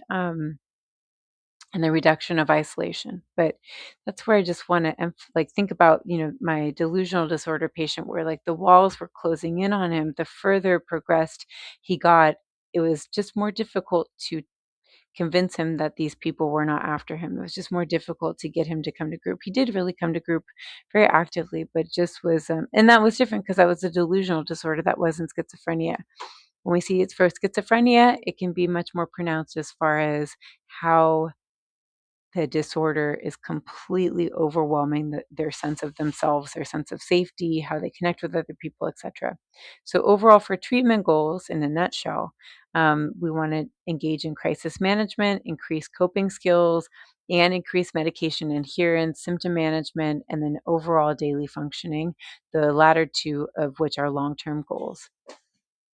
But so often, what happens is that people take their medication, they feel better, they don't want to be crippled by um, the stigma of their disorder, they don't want to have to be bound to medication forever, and then they have some sort of relapse in their psychiatric symptomatology or episodes, and then it's starting all over again. So, with regard to using the I Can Start model for how we would express treatment, working on goals, long-term goal would be increased medication adherence and symptom management. That's making sure that a person gets connected to the appropriate referrals, that they have a long-term relationship with a psychiatrist, that the family is supported, that there are groups, other therapists for them, psychoeducation throughout. We want to really reduce the frequency of the occurrence of the episodes. And then long term is to improve daily functioning, whether that's to get a person as close to back as to their premorbid level of functioning as possible, um, but to get them to a semblance of functionality if we can. It's wonderful when we can. But that can include increasing communication skills, getting them a job, getting them a daily schedule, getting them out of the house, building their self-esteem, because their self-esteem has been just really impacted as a result of this too. And then identify and repair any sort of social, relational, occupational issue that has been created as a result of someone's psychosis, depending on the situation. With short-term goals, again, this is crisis management. How do we make sure that we really get a team around somebody to support them and to get them back on their feet, to reduce the intensity, the frequency, and the duration of their criterion A big five symptoms, and increase coping skills so that a person can self-regulate, they can recognize, oh gosh, I'm getting really bad again. Um, Sometimes it's easier said than done, or challenge or reframe distressing thoughts or hallucinations. I remember going back to when a patient at Sharp Mesa Vista was saying, "Oh my gosh, Lindsay, like it's just so distressing. They won't stop yelling at me? Why won't they stop yelling at me?" There were days where I was able to be like, you know what? We have to remember that this is a product of your disorder. This is a product of your psychosis. Can you remember? Can I talk you through this? And so there'd be times where he was able to say, Stop yelling at me. Stop treating me like this. I know you're in my head. It feels so real, but I'm not going to let you change the way I feel about myself."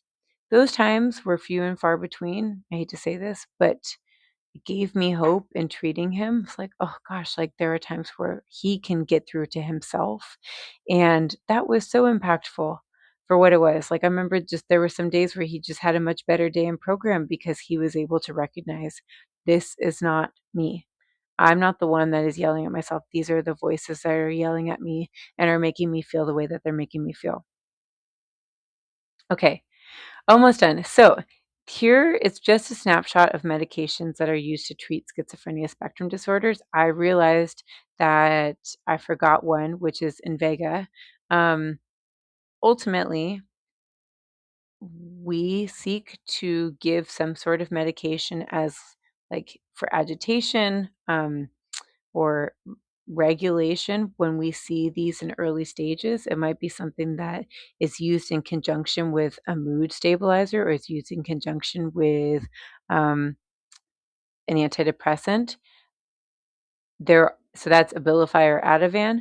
Now, next, and I would say commonly when somebody is demonstrating prodromal symptoms, this is what they would be receiving: either Lamictal, Geodon, Latuda. I'm sure there are other ones, but those are really commonly what we see. And anytime I see that somebody is taking these, I'm like, oh, you have really severe mood related issues, mood instability, or your psychiatrist sees that you are becoming increasingly dysregulated and they're trying to ground you, that there's some sort of loosening of reality and they're trying to ground you. Lamictal, Geodon, I think Latuda too. This can be prescribed to somebody that has borderline personality disorder. And the way that I conceptualize that is that when they like borderline personality disorder can produce paranoia to in for some people that have this disorder. It can actually cause paranoia. It can cause dissociation. That there's an experience of that, and so what I think about these medications is it's really trying to anchor them back to reality. Now, when we have a legitimate diagnosis of schizoaffective disorder, schizophrenia, that's where we are going to incorporate something like Seroquel, Risperdal, Zyprexa. These are antipsychotics, or Invega. These are antipsychotics. These also come in a monthly injectable. That's the idea. Is this is really like a game changer as far as treatment because we have a much worse prognosis, or it's just more difficult for somebody who can't take care of showering to remember to take their medications, depending on where they're living, depending on who is actually giving them their medications. We might either find that people struggle more or they're going to be more apt to take them regularly. But that's really what we need is regular, consistent administration in order to make sure that there is stability that the person has, that we are reducing the impact or reducing the frequency of the episodes. Now, Clozaril, these are the big guns. Gun show big guns.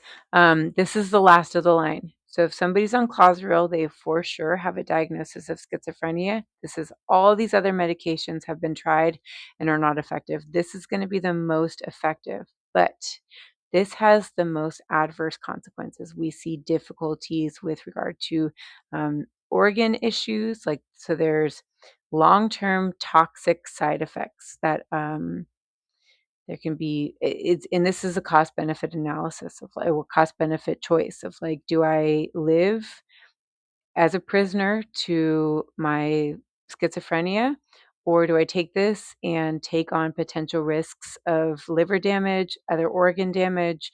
Um, because it's almost like a chemotherapy for schizophrenia spectrum disorders. That's what I look at Clozaril like. So it's the end of the line. We don't really turn back after that. Most people will be on Clozaril for the rest of their lives if that's the case, because there's nothing else that's going to affect them or impact, have the same type of benefit as the Clozaril does. So I know it's a little bit depressing to think about it that way.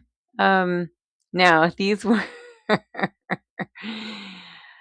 for a long time, this is all we had. Thorazine, this is like the OG. This was the medication that was produced in the 50s, 60s, I think. Now I'm forgetting about this. These other ones did not come around until relatively recently. And look, this is a sad story just in terms of like big pharma's incentive to treat schizophrenia. It really speaks to stigma in the communities and just a lack of funding overall for mental disorders that are less than glamorous. I'm not going to get on this. I'm not going to go down this tangent. If you want to read a very interesting book that talks about a family that has like they got the short end of the stick as far as the gene pool. I think they had 12 kids in their family. It's called Hidden Valley Road, and 8 of the 12 had some form of schizophrenia spectrum. Can you believe it? It's a real story. It is told from the perspective of one of the daughters who did not develop this disorder, and all of the work that she put in, not only to fight for some of her siblings, but to really try and move forward research. And so there's a historical component of this that talks about how, like, Big Pharma was just fine settling for these really two antiquated types of medication, Thorazine and Haldol. We still use Haldol. This is much more of a sedative for agitated patients in the emergency department. Overall, this is like what we call them. They take a Haldol nap because it just knocks people out. When you think about the medication, you think about somebody being in an old school psychiatric hospital and they're drooling on themselves and they can't manage their ADLs at all. It's because they're over medicated and they probably were on Thorazine or Haldol or both. So thank God we don't use these medications, but for a long period of time, this was all we had available and it sucked. It just was not dynamic, was not helpful, and just really much more sedative than anything else.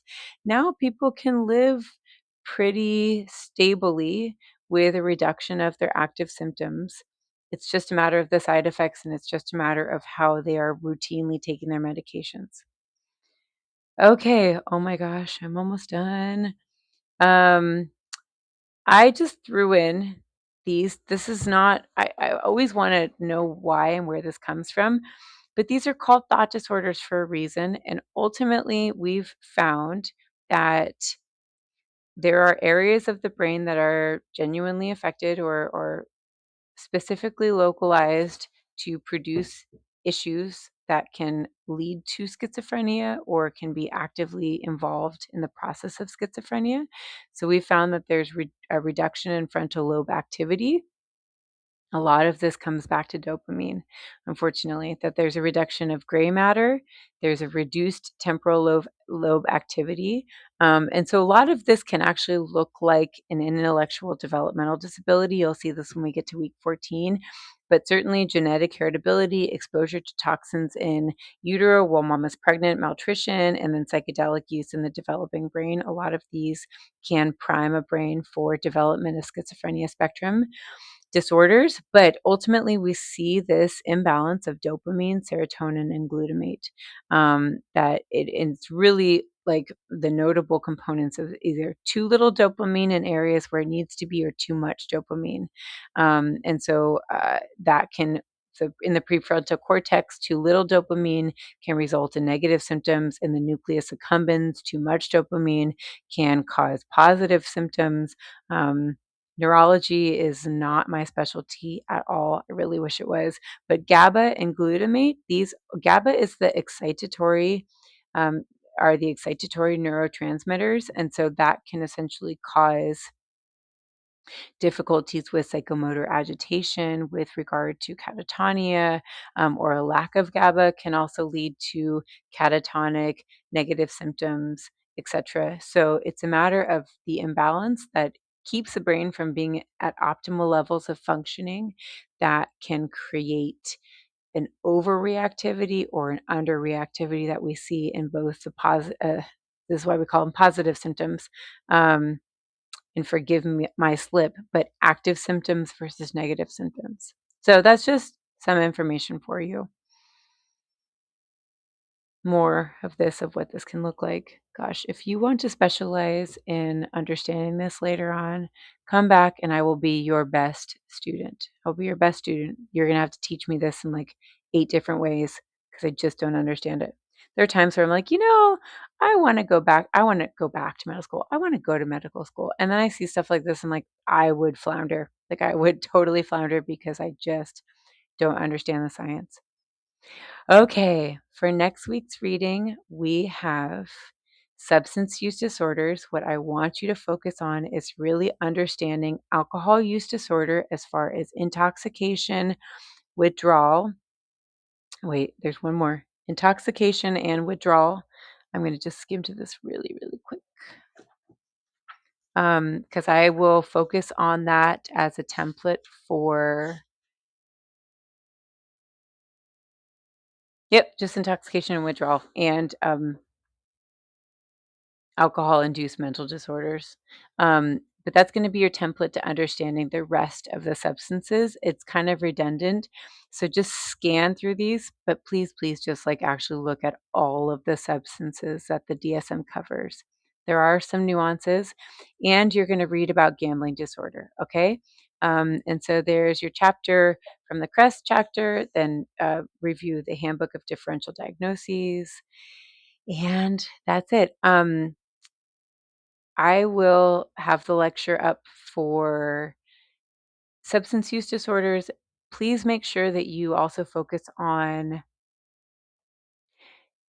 what is it, motivational interviewing and stages of change, because in class, that's what we're going to be talking about, is where I want you to come into class in the 7th week, not only having an understanding of what addiction looks like, this is very much in the slides, what addiction looks like and how we really categorize the various severities of substance use disorders. But this is a treatment class. We gloss over treatment in a lot of weeks, but I thought that you being able to actually see what motivational interviewing would look like would be ideal, because I want you to know how this can actually show up. So please make sure that you are not second screening this process of the guided lecture so that you can be primed and ready to go for the application of motivational interviewing. Don't worry, I will lead, or if Professor Tremble is leading the course, she will lead, but we're going to show you what this looks like in class. Okay? Fantastic. Thanks, everybody.